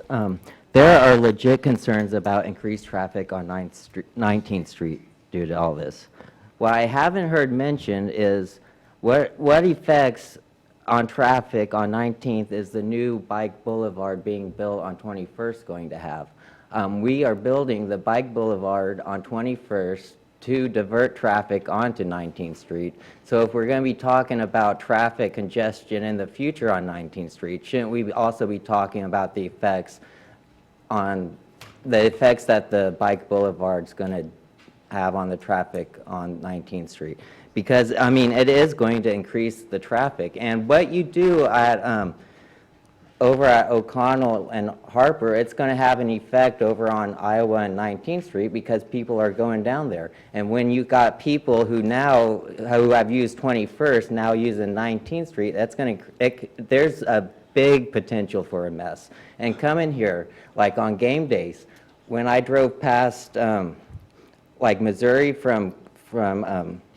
Missouri was backed up all the way back to I don't know what the street is, but it's where the rec center is, and just because 19th Street traffic was backed all the way up back to about the high school, so people on Missouri couldn't turn onto 19th Street. And this is without the bike boulevard traffic. And so you add in the bike boulevard traffic that we're going to get, I just think you should at least wait until the bike boulevard's completed so we know for sure what kind of traffic is going on 19th Street. Because just trying to guess, and here's what do we think is going to happen? Do we think the bike boulevard traffic is going to use 23rd Street, or do we think it's going to be 19th Street? Because I think it's 19th Street, because I use 22nd instead of 23rd. But if I use 21st, it's because I don't want to use 19th Street. So that's why I think that's going to happen. Also, there was the study being done on traffic lights, I believe that. I don't know if it's done yet, but I was going to ask if any of the study that was being done on those traffic lights, or any of the traffic lights on 19th being studied, and shouldn't we wait till that study's done so we know the effects of the stoplights before we do all this? Then also I was going to say about the speed bumps between Haskell and Harper. I think they'd be better off between Harper and O'Connell, because the fire person said that emergency response times need to be as short as possible. So thank you, Chris. Thank you. Other public comment?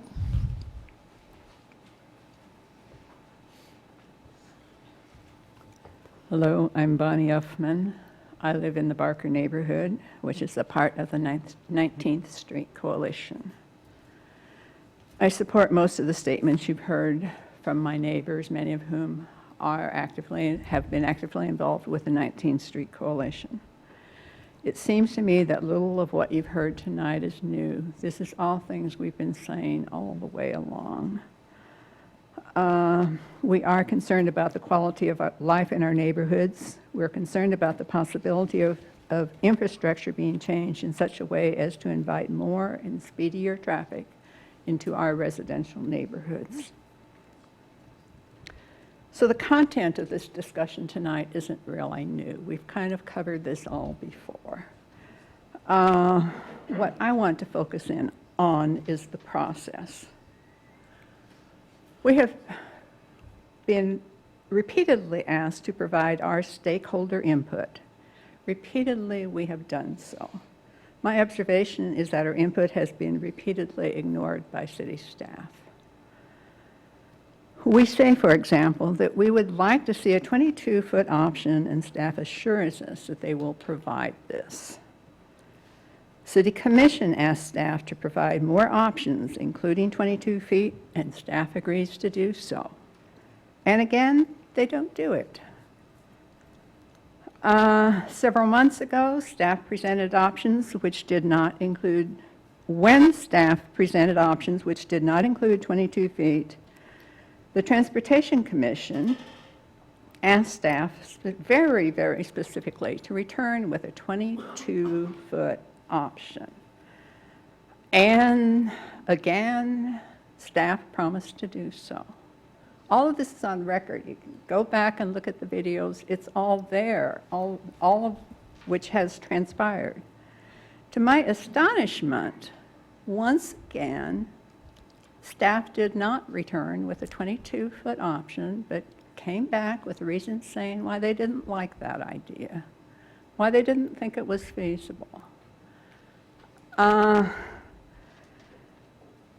They cited minimum design standards.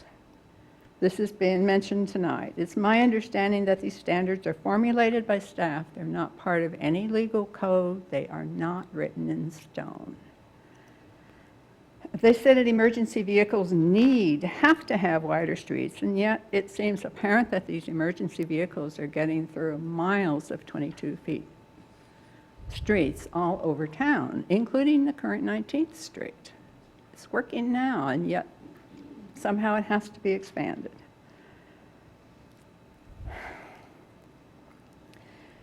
Many of our... Thank you, Bonnie. That's 3 minutes? Yeah. I'm so sorry. Yeah. Thank you. I will learn to talk faster.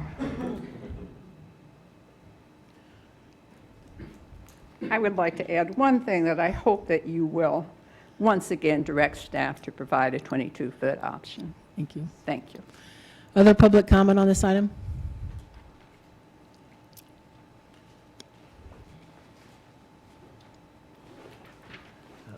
Kerry Altenburn again.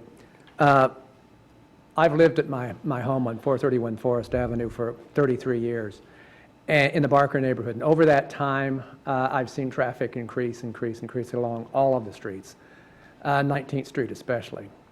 When they put in the bypass, they promised us, 23rd Street, we won't have to worry about traffic on there. It'll cut down the traffic. I haven't noticed that. We're always assured that we don't have to worry about traffic, but traffic increases wherever you make it available to get through.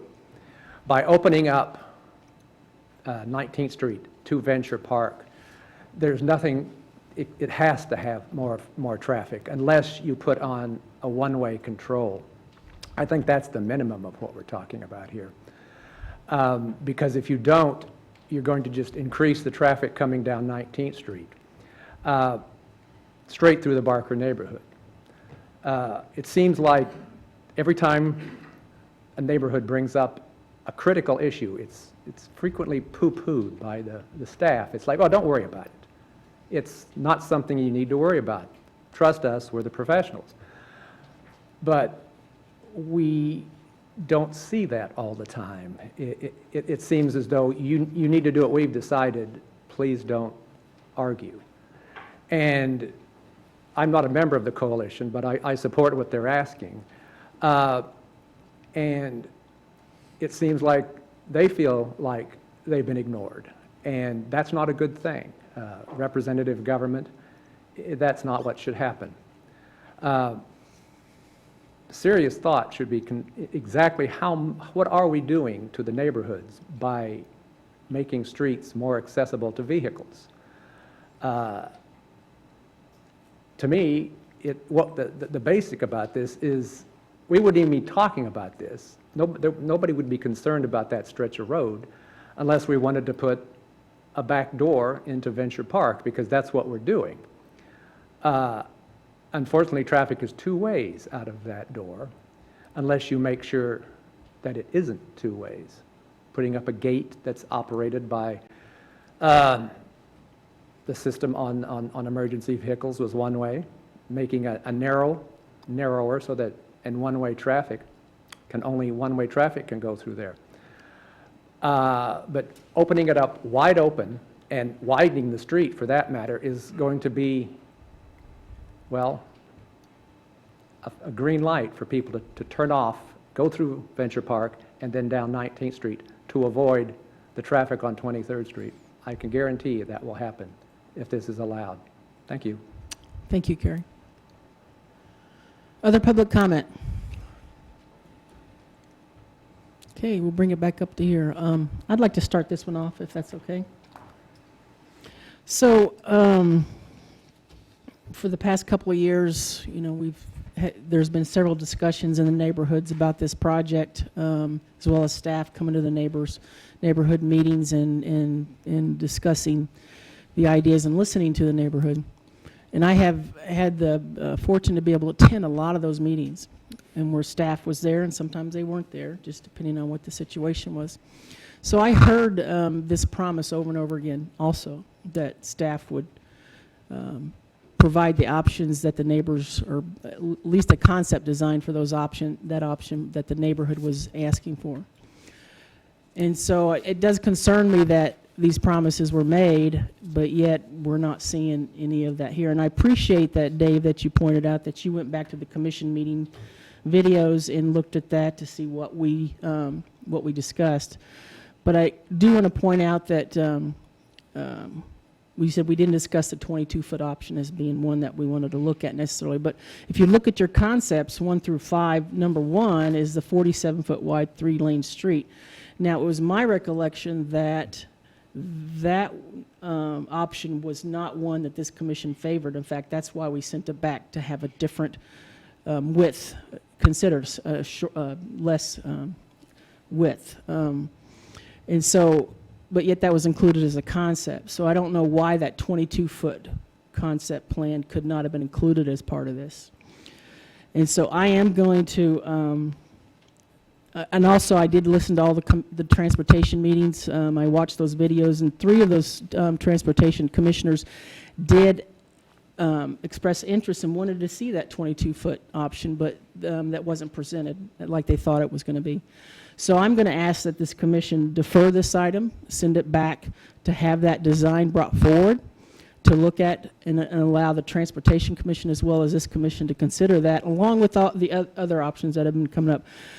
So that's going to be my ask from the commission, but I would like to add a few more thoughts that I have kind of about where we're at in this process with Plan 2040.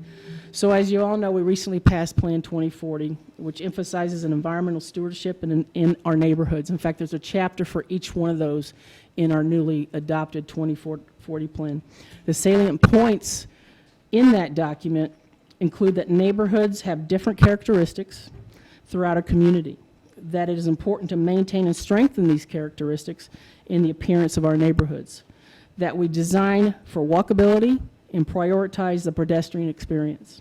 So given our move to following Plan 2040, it may be a good time to reevaluate our standards and embrace the uniqueness and the differences of our neighborhoods. And also may warrant us looking at the different standards that we have right now, and that better reflect each neighborhood. So essentially, I guess what I'm saying is that it may be a time for us to understand that one size does not fit all. And so I'm going to ask this commission to send this back and allow staff to take a look at that 22-foot option. Well, you certainly said more eloquently what I was thinking, you know, where's the 22-foot option? So, yeah, I'd be happy with that, and I want to add more speed cushions. Any other thoughts? I had a few questions, actually. Okay, good. And then I'll give my thoughts.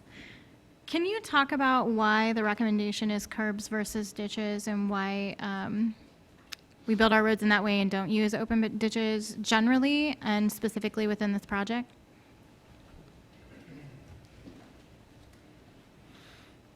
It's in our stormwater management criteria that's enclosed storm sewer is a standard and required for new construction. The enclosed storm sewer provides more efficient storm sewer on streets. The ability to have enclosed storm sewer also provides areas for utilities to go in. It uses less cross-sectional width of the road. An open storm ditch may require more width, and to be able to get utilities above ground and underground in corridors, that's our city standard, and it's a pretty common practice in other communities. Is it fair to say that it can handle more water than a closed sewer? No. It's going to depend on the slope of the ditch, the lining of the ditch. There's a lot of engineering variables that would go into the size. There's other design considerations with open ditches, the slope of the open ditch, so that if there's not a curb and gutter and a car goes off the road, they're able to recover. They're not, they don't end up in the bottom of the ditch, and the depth. And so there's a lot of other factors that would go into play, just depending on the amount of storm sewer or storm water that would be anticipated in any area. So when we look at design, we'll look at drainage areas, develop the anticipated 10-year flow and contain that in enclosed storm sewer. And I think that would be an important clarification too, if we're going to proceed with the 22-foot design option, to get some feedback on if you want staff and the design consultant to look at what the enclosed or what an open ditch would look like for this project, because I think it's going to vary depending on the location, and we haven't looked at it with this option. Okay. My other question was around the traffic estimations. I think 3880 was the number that was indicated as the estimated increase from 1,000. Can you talk a little bit about where that traffic is coming from in that estimate, and then where the assumption is that they are going? I believe the 3,800 number is the existing traffic count on 19th Street just west of Harper. Okay. So that would be, if you open up the street there, that you could anticipate at least that amount of traffic. When we did the traffic study for Venture Park, we came up with a number. I don't have it with me. It was several thousand for based off the assumptions that were made at Venture Park with full build out, what the anticipated traffic volume, the additional traffic volume would be on 19th Street.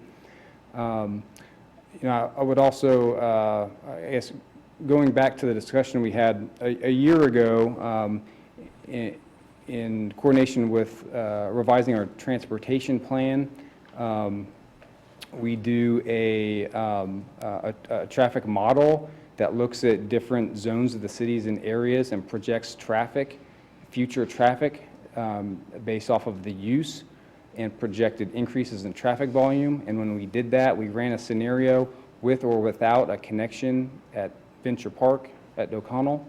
There was no anticipated traffic increase on 19th Street west of Haskell.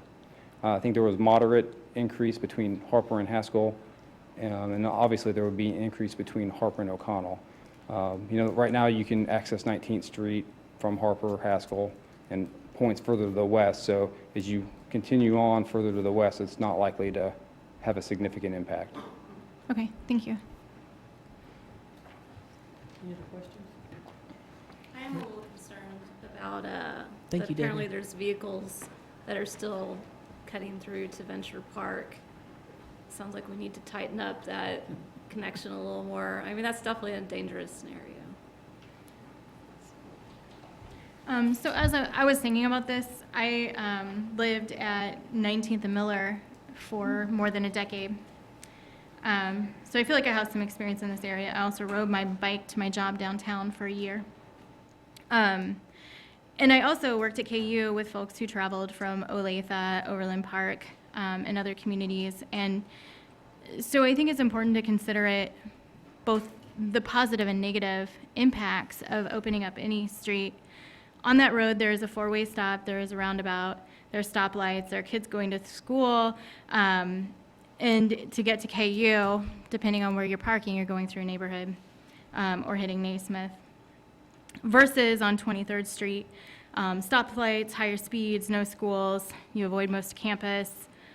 And the folks that I worked with who commuted here off of K10 literally timed which route was quickest and most efficient and took that route. And I think that when we look at the stoplight study that we're considering, the obvious solution will be 23rd Street more than cutting through to 19th Street.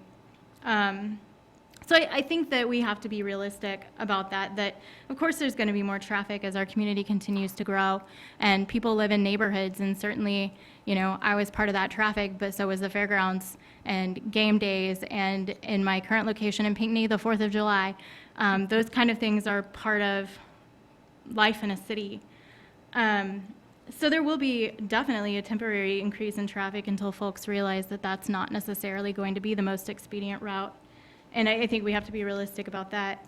The neighborhood that I was in is not represented by a neighborhood association and includes the Kennedy School, where there are very few sidewalks in that neighborhood. And my kids couldn't go ride their bikes except on those streets. And I sure as heck wasn't going to let them ride between Miller and Haskell on the bike lanes because I value their lives. There's very little walkability in those neighborhoods existing, and so if you're going to go anywhere, you're either walking on the street or you're hitting 19th Street and having to cross it just to get to wherever you're going, even if it's to the bike trail. Kennedy is one of our most poorly funded schools in our community, so I think other benefits that we can consider is that if there is increased traffic, they may increase the spending that happens at 19th and Haskell. It may improve that facility. If apartments or other residential locations were developed at the end of that street, that could increase the tax base for that school. So I think that those are important positive considerations for that area as well, in an area that I think gets forgotten a lot because it doesn't have that neighborhood association. So I'm not opposed to bringing that back, but I want to be realistic about the fact that this isn't all fire and brimstone or the perfect solution, that we need options, and we definitely need to increase our trust with our neighborhoods, because I remember those conversations as well. So I just wanted to bring that to the table. Thank you. Any other thoughts?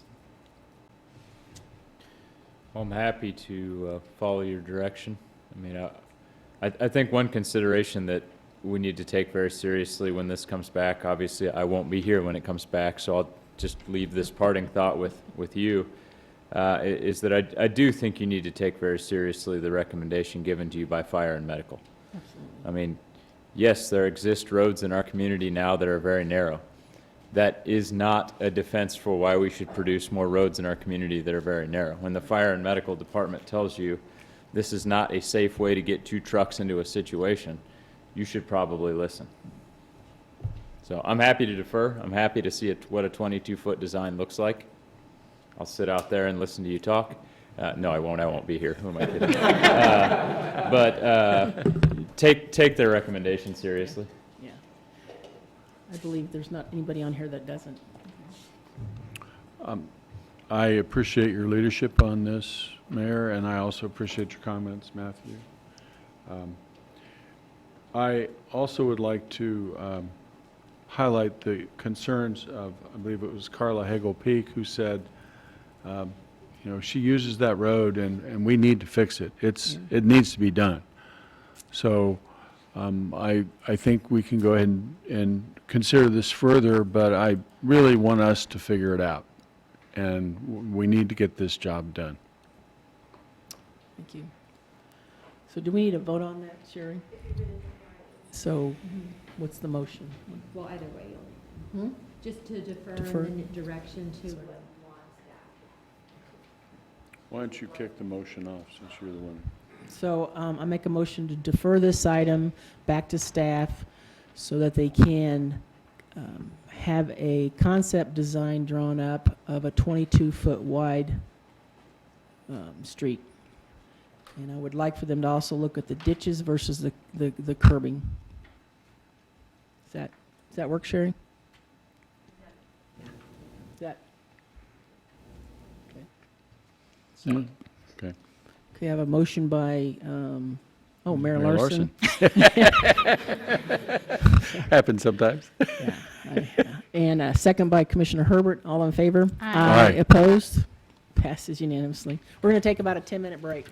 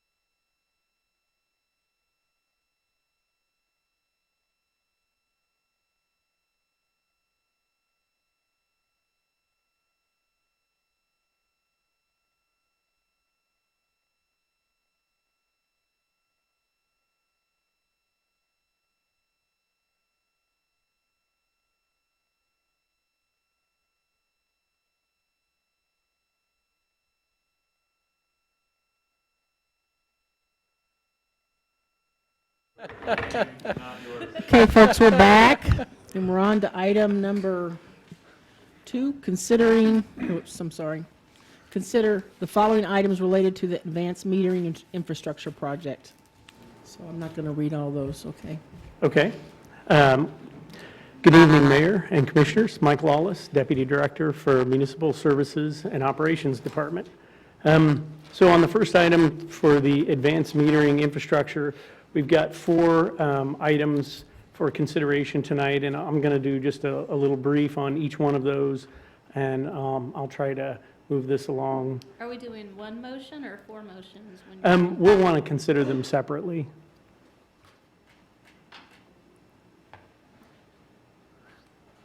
I'm getting the mouse to move. And come down here. So I'm going to do kind of a brief description of AMI and a real brief history about that. As I've said before, this is a very complex project. There's a lot of moving parts, but I wanted to try to provide a simple drawing or picture of how this is all going to work. I have a much more detailed picture, but for our discussion tonight, and one of the discussions that we had this morning was I went back and revised my picture here to get rid of all the acronyms and try to spell it out a little bit. And so tonight, what we're going to talk about are from the census, I think you can see my mouse there, from the census piece to the right of the screen over towards the meters. But really, it's a cohesive system between our billing system, which is the customer information system on the left, which talks to a meter data management system in the middle that basically takes all of the data that comes from the meters and maintains that history, and then just reports to the billing system, hey, here's the most recent read, send your bill. Tonight, what we're going to talk about is the piece for census and the head-in system. And basically what we can consider that is meter health management or communication system management. It monitors all 34,000 meters that we have out there and that we're getting the information that we want from those meters. Just a little bit of history. We started the AMI project back in 2016 with a business case assessment. We were looking for efficiencies, water conservation, sustainability. At the same time, we were also looking at inclining block rates for residential customers, as well as one of the considerations with the AMI project was that at some point we would need a new billing system that was more robust than what we had. As it turned out, the inclining block rate kind of drove the project in reverse. Instead of AMI coming first, the CIS has come first, and now we're following up with the AMI. CIS will implement, we should be going live with that, I believe. We have a meeting later this week, but it's looking like December for that project. And so tonight, the items that we're going to consider are these 4 items. And for the first one, the master project agreement, that's the big agreement. That's where we're buying all the meters, all the radios, lids, the installation of all the meters that we're going to buy, and the communication system and the software that goes with that. So just a real quick rundown of that. We'll have 6 base stations around town. They'll be on mainly 5 of our water towers. We'll have a new small 80-foot tower at the Clinton Water Treatment Plant to be able to cover that side of town. We'll have approximately 32,900 new meters. About 2,000 of those are going to be remote disconnect meters, and those also have pressure and temperature.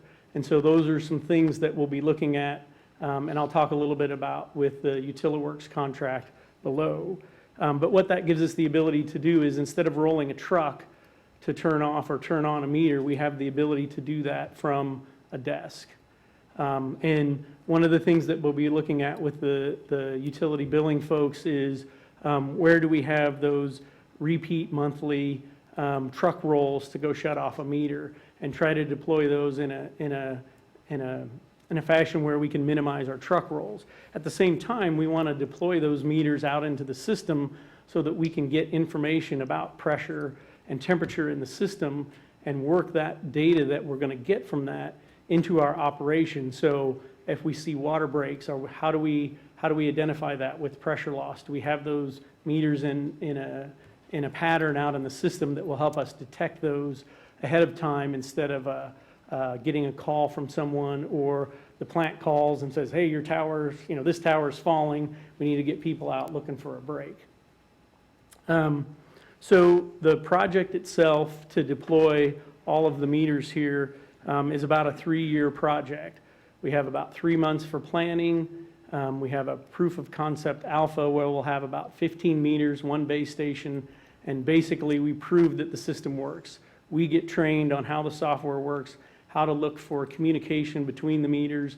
Are we getting the reads back in like we expect?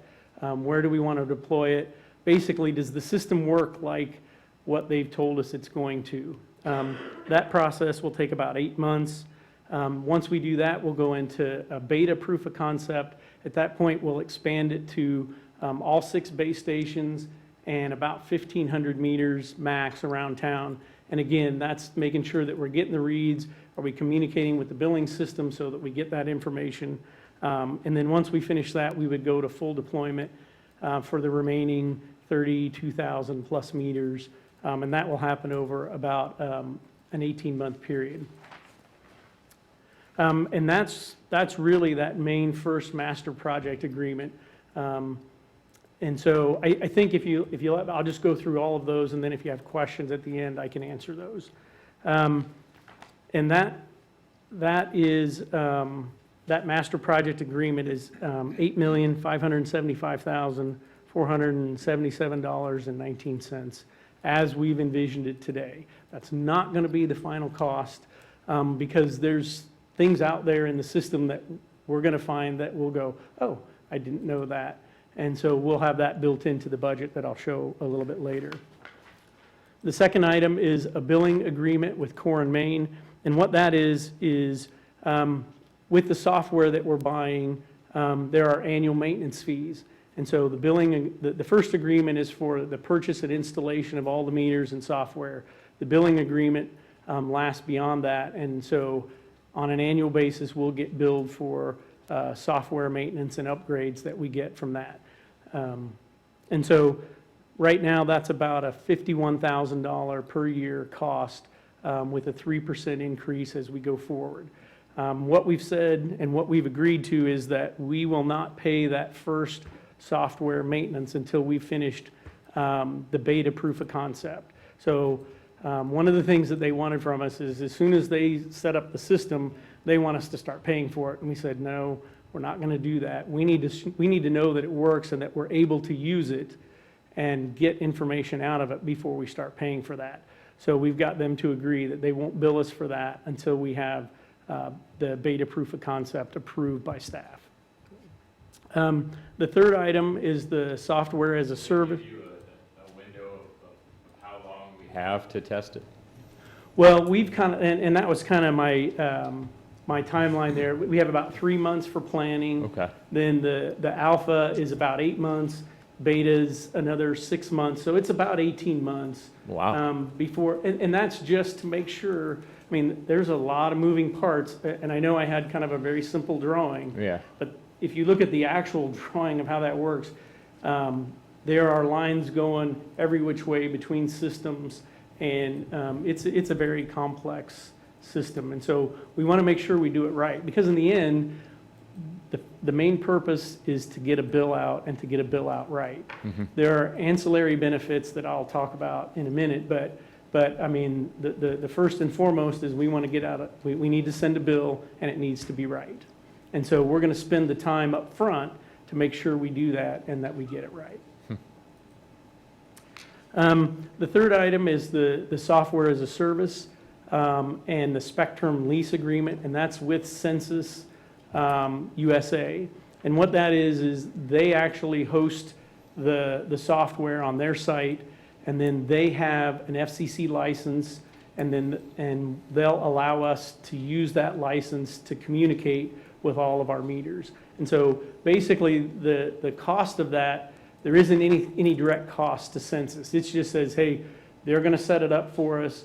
They'll bill us through their preferred partner, which is Core and Main, which is why we have the billing agreement. But we have to have the agreement with Census because they own and control their FCC license. The last item is the UtiliWorks AMI task order number 4. We've worked with UtiliWorks from the start, from the business case through development of the RFP through negotiations, and now we want to use them to help us implement this project. It's a 3-year project. It's very complex, and we've not done this before. UtiliWorks is an expert in this. They've done it over 50 times with different utilities to implement an AMI project. They know the ins and outs. They know the pitfalls that we don't necessarily know. We know what we do today, which is we walk to read meters, but how is that going to change what we do? How do we re-engineer our process to read meters and to make sure we get the data that we want?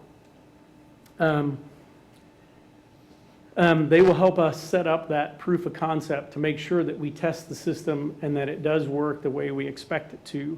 And again, that's about an 18-month process. They will help us with full deployment, because once we get into full deployment, we're going to be running about 1,900 meters. If you just do the math, it's about 1,900 meters a month, or 450 meters a week is what we're going to replace. And we have to figure out how to do that within the billing cycles so that we're still able to send out the bills for the cycle that needs to be read, but how do we get that work done in the cycles that we aren't billing? So they'll help us make sure that we have QA, QC processes in place to verify that the meters that are being put in, the radios that are installed, that we're being able to talk to all those meters as they go in. So I got a quick question. So Sure. does this price include the cost to install those meters? The 8.5 million with Core and Main, that is the installation. So that's the purchase of the meters and the installation. That's all in the 8.5 million. So the cost of the AMI contract is $755,700. And that's over a 3-year period where they'll work with us and help us to re-engineer, refigure how do we do things. And then the last thing is the business intelligence. So we don't want to spend almost $10 million and just be able to read meters. The purpose of this is we're going to go from 1 read a month to 24 reads a day. We're going to get a lot more data. And what do we do with that data? How do we make use of that data to do a better job at informing our customers? How do we figure out where do we have water loss? Right now, we can't do a very accurate depiction of water loss because our reads are not on the same cycle as production. We don't bill everything on the same day. Everything is billed, we bill 4 times a month. And so I can't ever get a true picture of production versus billing. Once we get done with this, we have those reads 24 a day. We'll be able to do a look at what did we sell and what did we produce and help us get water loss. We also believe that we'll be able to do outage notification. We'll have events and alarming notification. And then, as I said, we have the remote shutoff. And right now, that's basically 1 meter at a time. And it goes through a lot of checks and balances to do that. And so it doesn't happen very quickly. So one of the things that we'll look at in this is how do we set up a batch so that we have 15 or 20 or whatever it is that we can shut it off. It'll run overnight. It'll do all the checks and then report back in the morning what was successful or not. And so that's what we're going to get out of that task with UtiliWorks. The other thing is, as I mentioned, we have those 2,000 meters that we want to deploy out into the system to figure out what are we doing with pressure and temperature. And they'll help us set that up so that we can report that back into the operations group and use that as a tool in our operations. And so I'll kind of stop with that and open it back up to you in terms of any questions you might have. Any questions? Nobody? I had one, so as we go to automation like this, will we have any job losses? Well, we will end up reducing the number of positions that we need for the meter reading group. One of the things that we've been very transparent with that group since they've come over to the utilities and now the MSO is that those jobs are going to change. And we're going to have fewer of them. And so as we move forward with this, we are trying to introduce other things that we do in the department to the employees in that group to say, hey, the job that you're doing today isn't necessarily the job that you're going to be doing a year from now or 3 years from now. And so here's other things that we do in the department, and as we have openings and interest by that group, that they can start to look at other jobs that are available. Now, there will be some that we need to do because the meters aren't going to take care of themselves. Meters aren't going to talk, batteries are going to die, meters are going to go bad, and we'll still have to have a smaller staff to be able to deal with meters and the deployment of any maintenance that we do on that. Okay, thank you. Any questions? Nope, thanks, thank you. So I think with that, we need consideration of the 4 items. Okay. Public comment. Yeah, we got to do Oh, public I'm comment sorry. yet. Public comment on this item. Okay, back up here. Any thoughts? Looks good to me. You know, it's, yeah. So, you know, it's just a continuation of what we've been working towards for a couple years, several years now, actually. And I appreciate the work that continues to go into this as we become more efficient. And I'm glad to hear that there won't be any positions or any staff that will lose their job, but they'll be retrained into something new, which is even better, I think, which is good. So I'm in favor of this, and so. I would make a motion, we authorize the city manager to execute a master project agreement in the amount of $8,575,477.19 with Core and Main LP for the purchase and installation of the advanced metering infrastructure water meter system. Got a motion by Commissioner Herbert, a second by Commissioner Soden. All in favor? Aye. Opposed? Passes unanimously. Okay, then I would We authorize the city manager to execute a billing agreement with Core and Main LP for the annual software and hardware maintenance fees. Second. Motion by Commissioner Soden, a second by Commissioner Ananda. All in favor? Aye. Opposed? Passes unanimously. Number 3. move that we authorize the city manager to execute a software as a service and spectrum lease agreement with Census USA Incorporated. Second. Motion by Commissioner Herbert, a second by Commissioner Soden. All in favor? Aye. Opposed? Passes unanimously. I move we approve UtiliWorks Consulting LLC to proceed with task order 4 for advanced metering infrastructure to provide AMI deployment planning and implementation services in the amount of $755,000 and $700. $755,700. Second. Motion by Commissioner Soden, a second by Commissioner Nanda. All in favor? Aye. Opposed? Passes unanimously. So that completes item number 2 on our regular agenda. Now we're on to item 3, which is consider authorizing the city manager to execute water purchase contract 19-1 with the Kansas Water Office and consider approving a 2020 purchase order for $1.1 million to the Kansas Water Office for the annual Clinton Water Treatment Plant raw water purchase under water purchase contract 19-1. All right, so I'm back again for the next 2 items, and actually, they're a little bit interrelated, and I think you'll see that as I go into and I see I've already missed on my, I have KWO up there, and that stands for Kansas Water Office. And basically what I have up on the slide is some of the details of that particular contract. And again, just a little bit of history. Back in 1977, we entered into a purchase agreement with the Kansas Water Office for 40 years after we started diverting water out of Clinton Lake. That contract ends December of this year. About 2 years ago, we approached the water office and said, hey, we need to start talking about how we're going to renew the contract.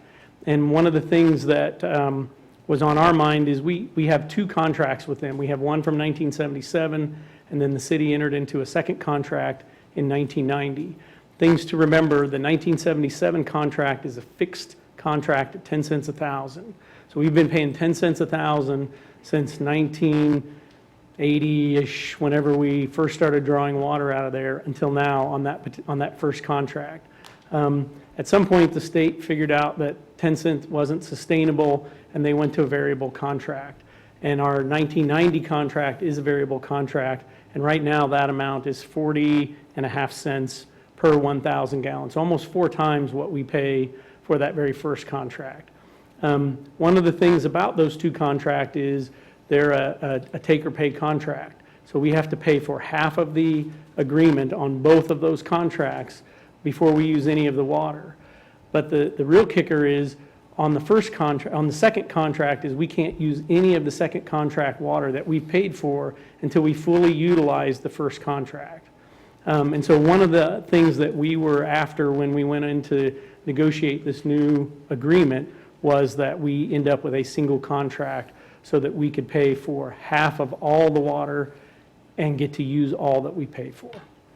So I think that was one of our big points going forward.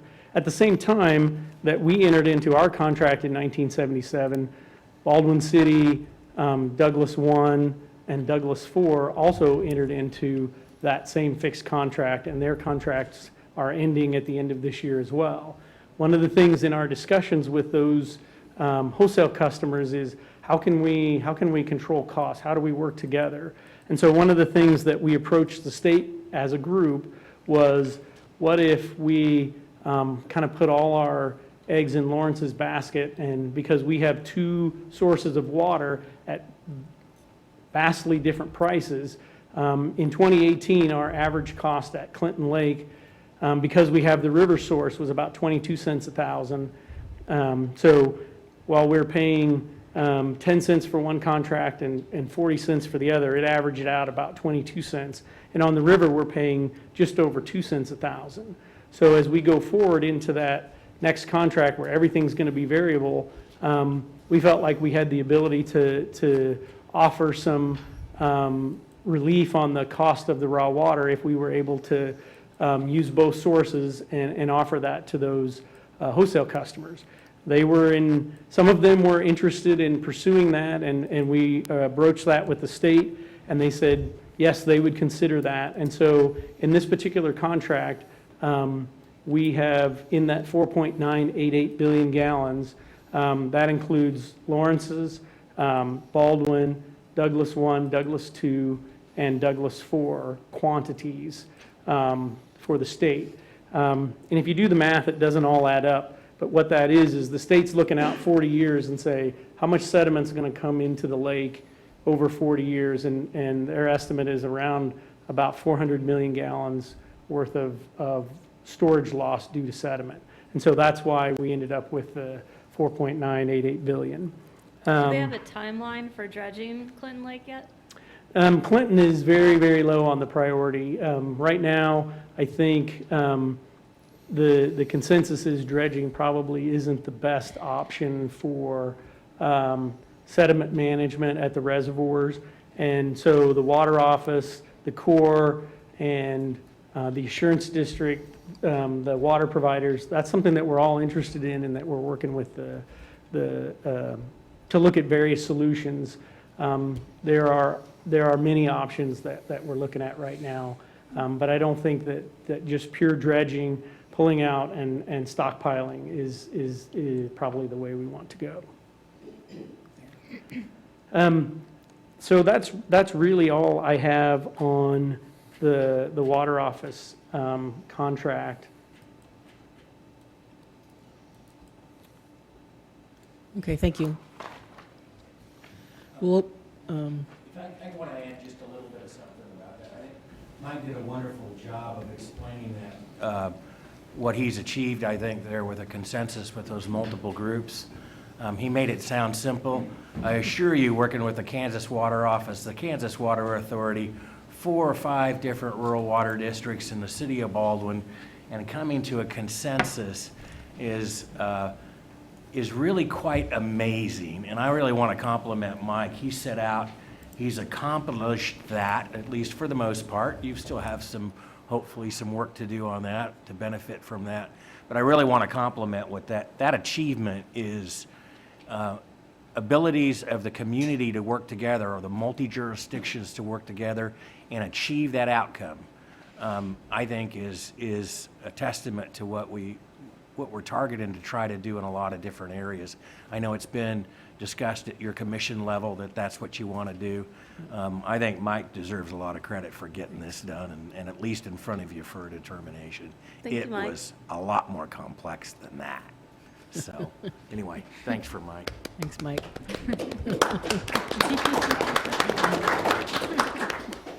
No, you don't get a pay raise. Sorry. He's doing it all in one night, just Yeah. like Santa. So we'll open it up for public comment at this time. Any public comment on this item? Okay. Any thoughts? I move we authorize the city manager to execute water purchase contract 19-1 with the Kansas Water Office and approve a 2020 purchase order for $1.1 million to the Kansas Water Office for the annual Clinton Water Plant raw water purchase under water purchase contract 19-1. Second. Motion by Commissioner Soden, second by Commissioner Nanda. All in favor? Aye. Opposed? Passes unanimously. We're on to item number 4, which is consider authorizing the city manager to execute wholesale water agreements with Douglas County Rural Water District Number 1, Number 2, and Number 4, and the City of Baldwin.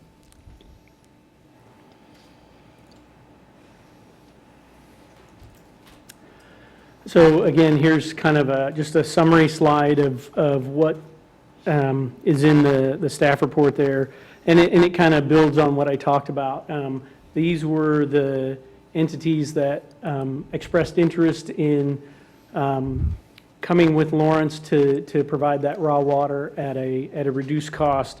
And so for 2020, we're looking at 25.8 cents per 1,000 gallons is what we would charge for that raw water to those districts and Baldwin City.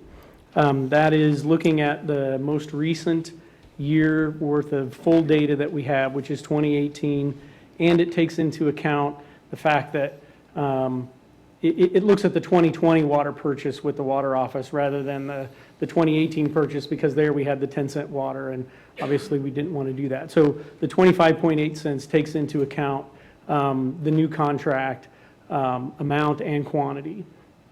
The one thing I will say tonight is that District 1, 2, and 4 have all approved agreements and signed them. At the same time that I'm standing up here tonight, Baldwin is talking about the same item with their group tonight, and so I can't tell you what the outcome of that is. I checked my phone to see if I'd gotten any information about whether it was approved or not, but I just wanted to make sure that you all understood. At this point, I don't know whether Baldwin has approved that contract or not, but we have certainly met with the folks at Baldwin, and they understand what's going on. I think, some of the issue is that they look at they have control. If they have their own raw water contract, that gives them something that they can put their hands on. And so sometime after 40 years, that's hard to let go. And so, I think those are some of the things that, as Dave mentioned, over the past 2 years, multiple meetings with these districts in Baldwin to explain what we're trying to do, that somehow there isn't we're going to pull the rug out from under them once they sign and have a gotcha. It's that we're really trying to work together for a better product for all of us, because we're all in it together. Are there any repercussions to this process if they do have that conversation and don't agree to enter into that agreement? So there are a couple of things. At that point, we would not obviously present that agreement to the city manager to sign. And and then we would have to go back to the water office, and whatever agreement that Baldwin works with the water office, that 4.988 billion gallons that I showed you before, we would have to come back with an amendment to that quantity in the agreement. So it would reduce by somewhere in the neighborhood of 300 million gallons. But that would be, I think that would be a formality that we would do if Baldwin didn't sign for some reason. Okay. Any other questions? Thank you, Mike. Any public comment on this item? Okay, back up here. Thoughts? I would move that we authorize the city manager to execute the wholesale water agreements with Douglas County Rural Water District Number 1, Douglas County Rural Water District Number 2, Douglas County Rural Water District Number 4, and Baldwin City. Second. Motion by Commissioner Ananda, second by Commissioner Herbert. All in favor? Aye. Aye. Opposed? Passes unanimously. Thank you. Thanks, Thank you, Mike. Thank you. So we're on to item number 5, which is consider authorizing discretionary longevity payments to employees covered under the Memorandum of Understanding between the City of Lawrence and the International Association of Firefighters.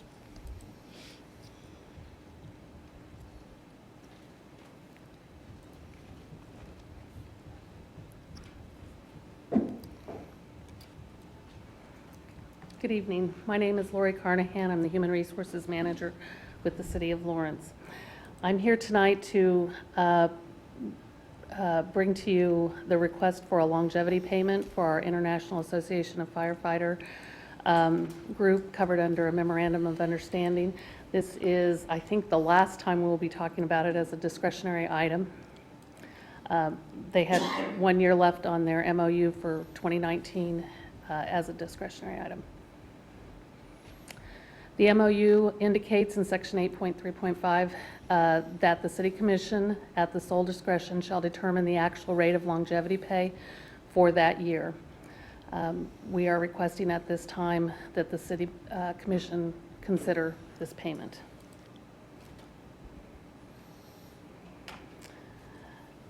Just going back to last year this time, we had a conversation at this meeting where we, as a city, where you as a commission adopted a longevity policy for city employees. It was modeled after the MOU, the Memorandum of Understanding that we had recently adopted with the LPOA for 2019. It removed the discretionary status. That's why I say this is the last time we'll discuss the discretionary status.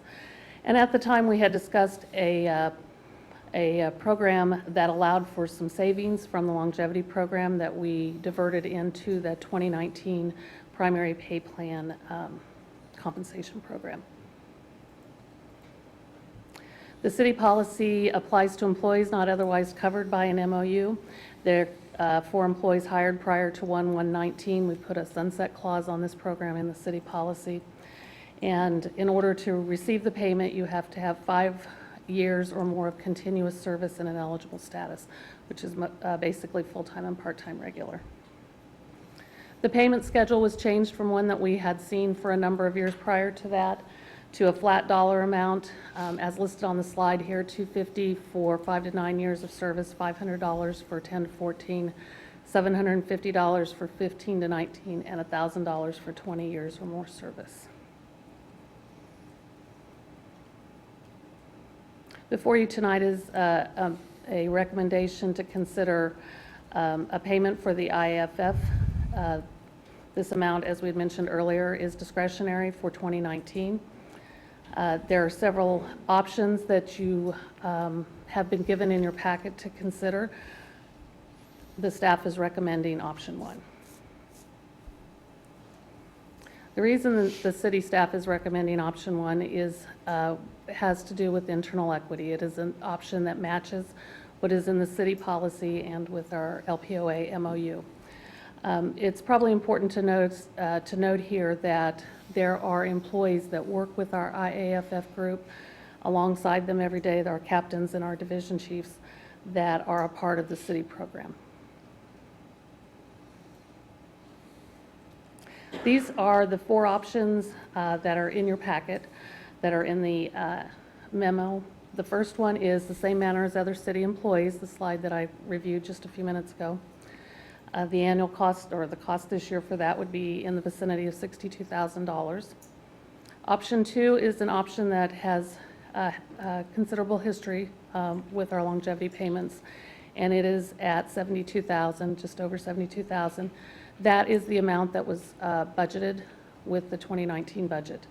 Option 3 is a $2 per month of service at $36,000, and of course, any other option that you might want to consider.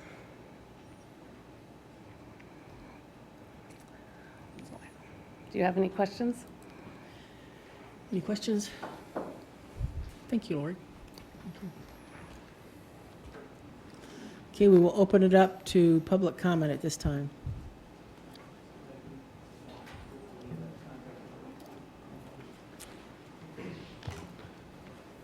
Mayor Larson, Commission, City Manager Owens and staff, Dean Garrison, President Lawrence Professional Firefighters, IAFF, Local 1596. And real quick, the contract language states that there will be discussion for this item, but our side is being limited to the public comment. Are we not part of the discussion, even though we were part of the negotiation? This is the public comment period, so it's 3 minutes each. Yes. But we don't get to present our position and then the public comment on Yeah, both sides? Yeah, right now. Okay. Okay. All right. Well, I'm going to touch on the big picture for longevity. Our ask is that this is fully funded, that $4 per service month, beginning with for those members that have achieved at least 5 years on the job. This amount has been negotiated, budgeted, and approved throughout the life of this contract, but many contracts before. It recognizes the importance of experience in the fire service. We learn a practical skill set, and we routinely train to maintain that competency, but our job is much more. So many nuances to understanding everything from routing and positioning of apparatus, to understanding building construction and floor plans, to recognizing, identifying, problematic occupancies. Time in service is imperative to effectively provide public safety to this community. That being said, Vice President Seamus Albritton is going to follow up with more details, but we do think that we should not have been limited to public comment as we were part of this process. Thank you.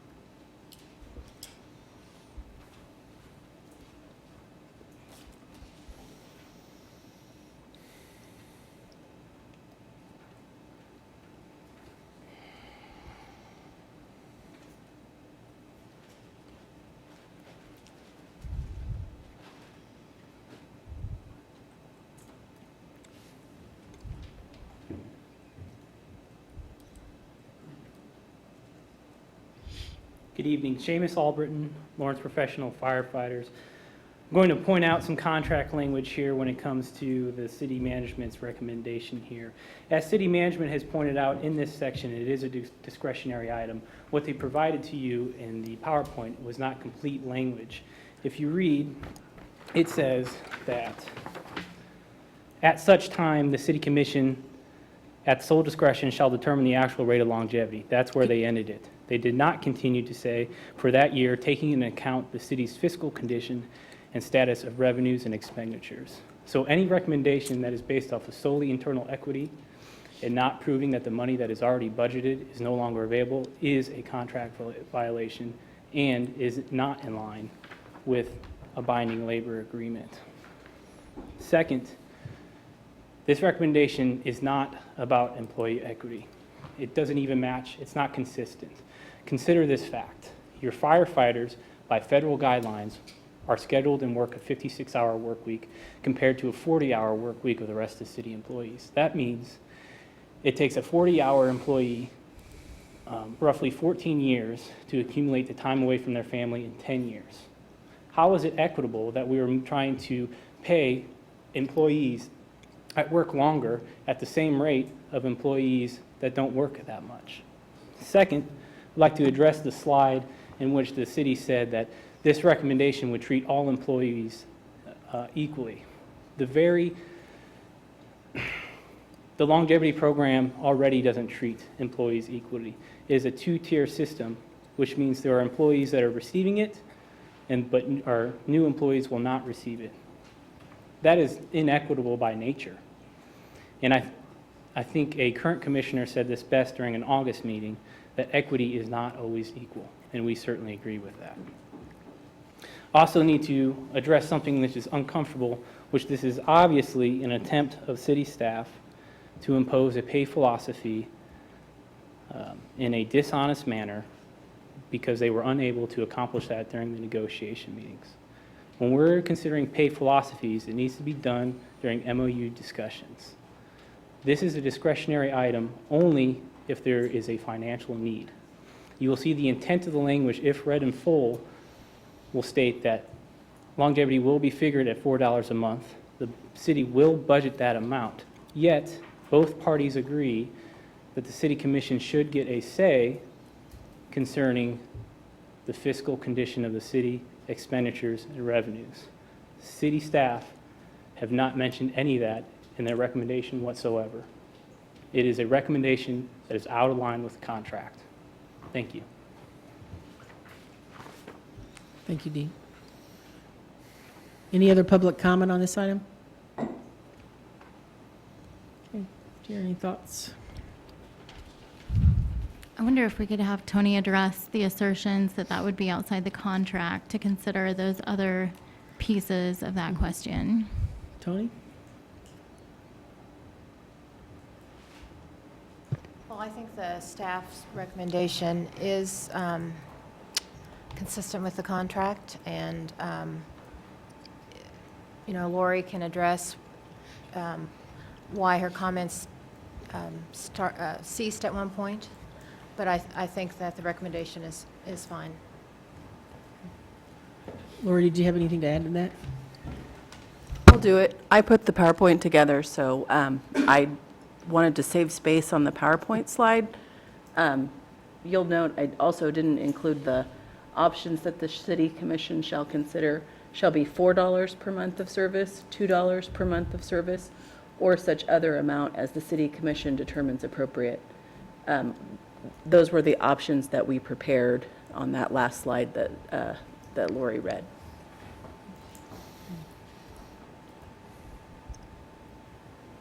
Okay. Anything else? What are your thoughts? Well, I would think that moving it towards the pay model, which produces internal equity, would qualify as that last sentence or any amount that the city commission deems appropriate. I would think within the contractual language it would fit there. If that's what we deem appropriate, that's what that language calls for. So, I mean, I'm not advocating for that necessarily so much as to say I don't think this is an issue of a contractual violation.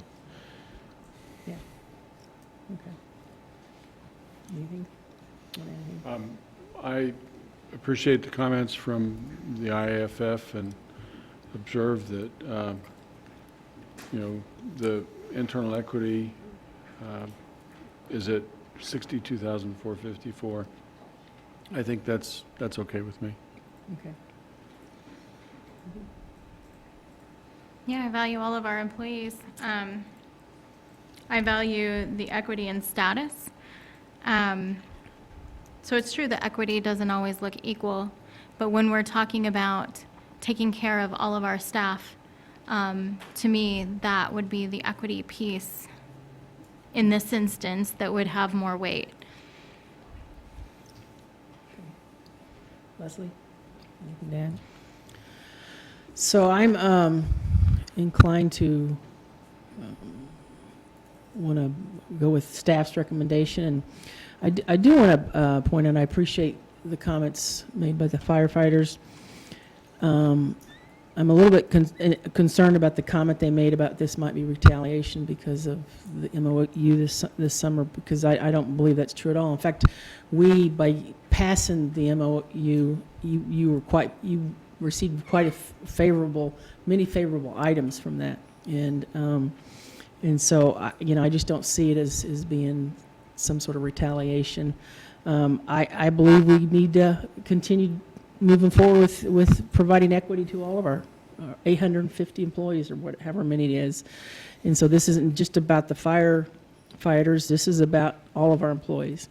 And we need to continue to move in that direction. So I'm in favor of staff's recommendation.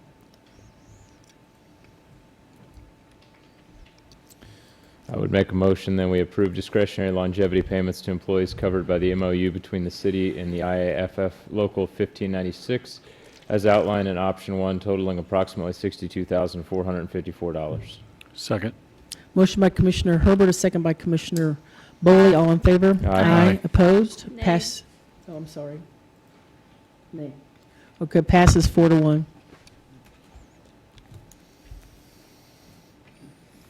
Okay, on to item G, commission items. So item number 1, any future agenda items to add? Anybody? Okay, item number 2, future work session items to add at this time.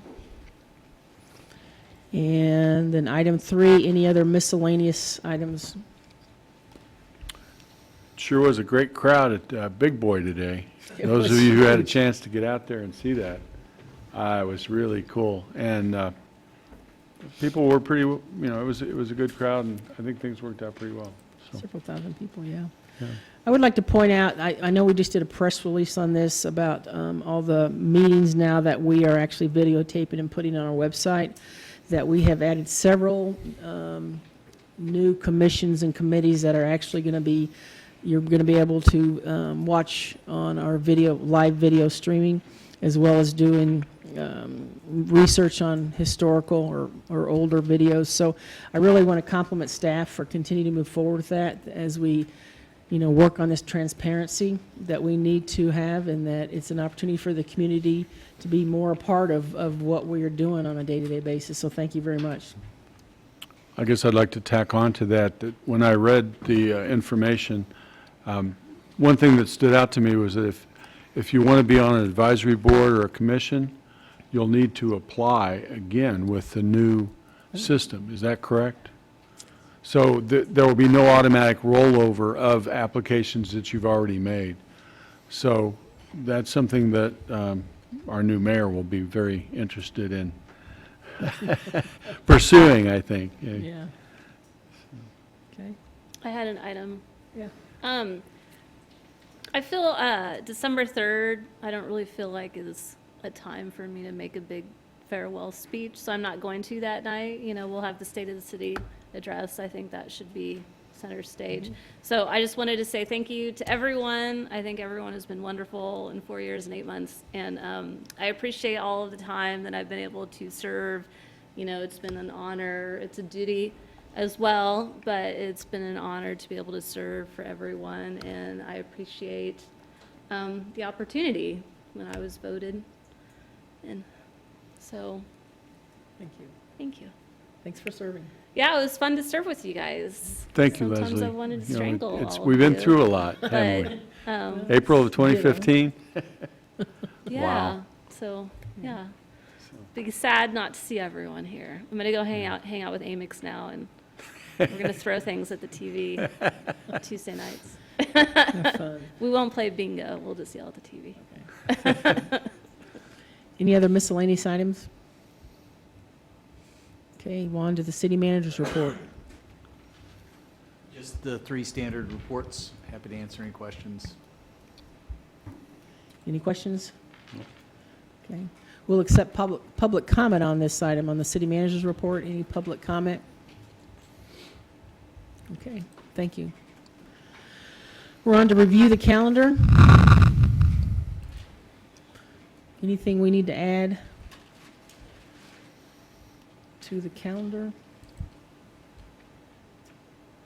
think so. I can't think of anything. Move to adjourn? Second. Motion by Commissioner Herbert, second by Commissioner Soden. All in favor? Aye. Opposed? Passes unanimously.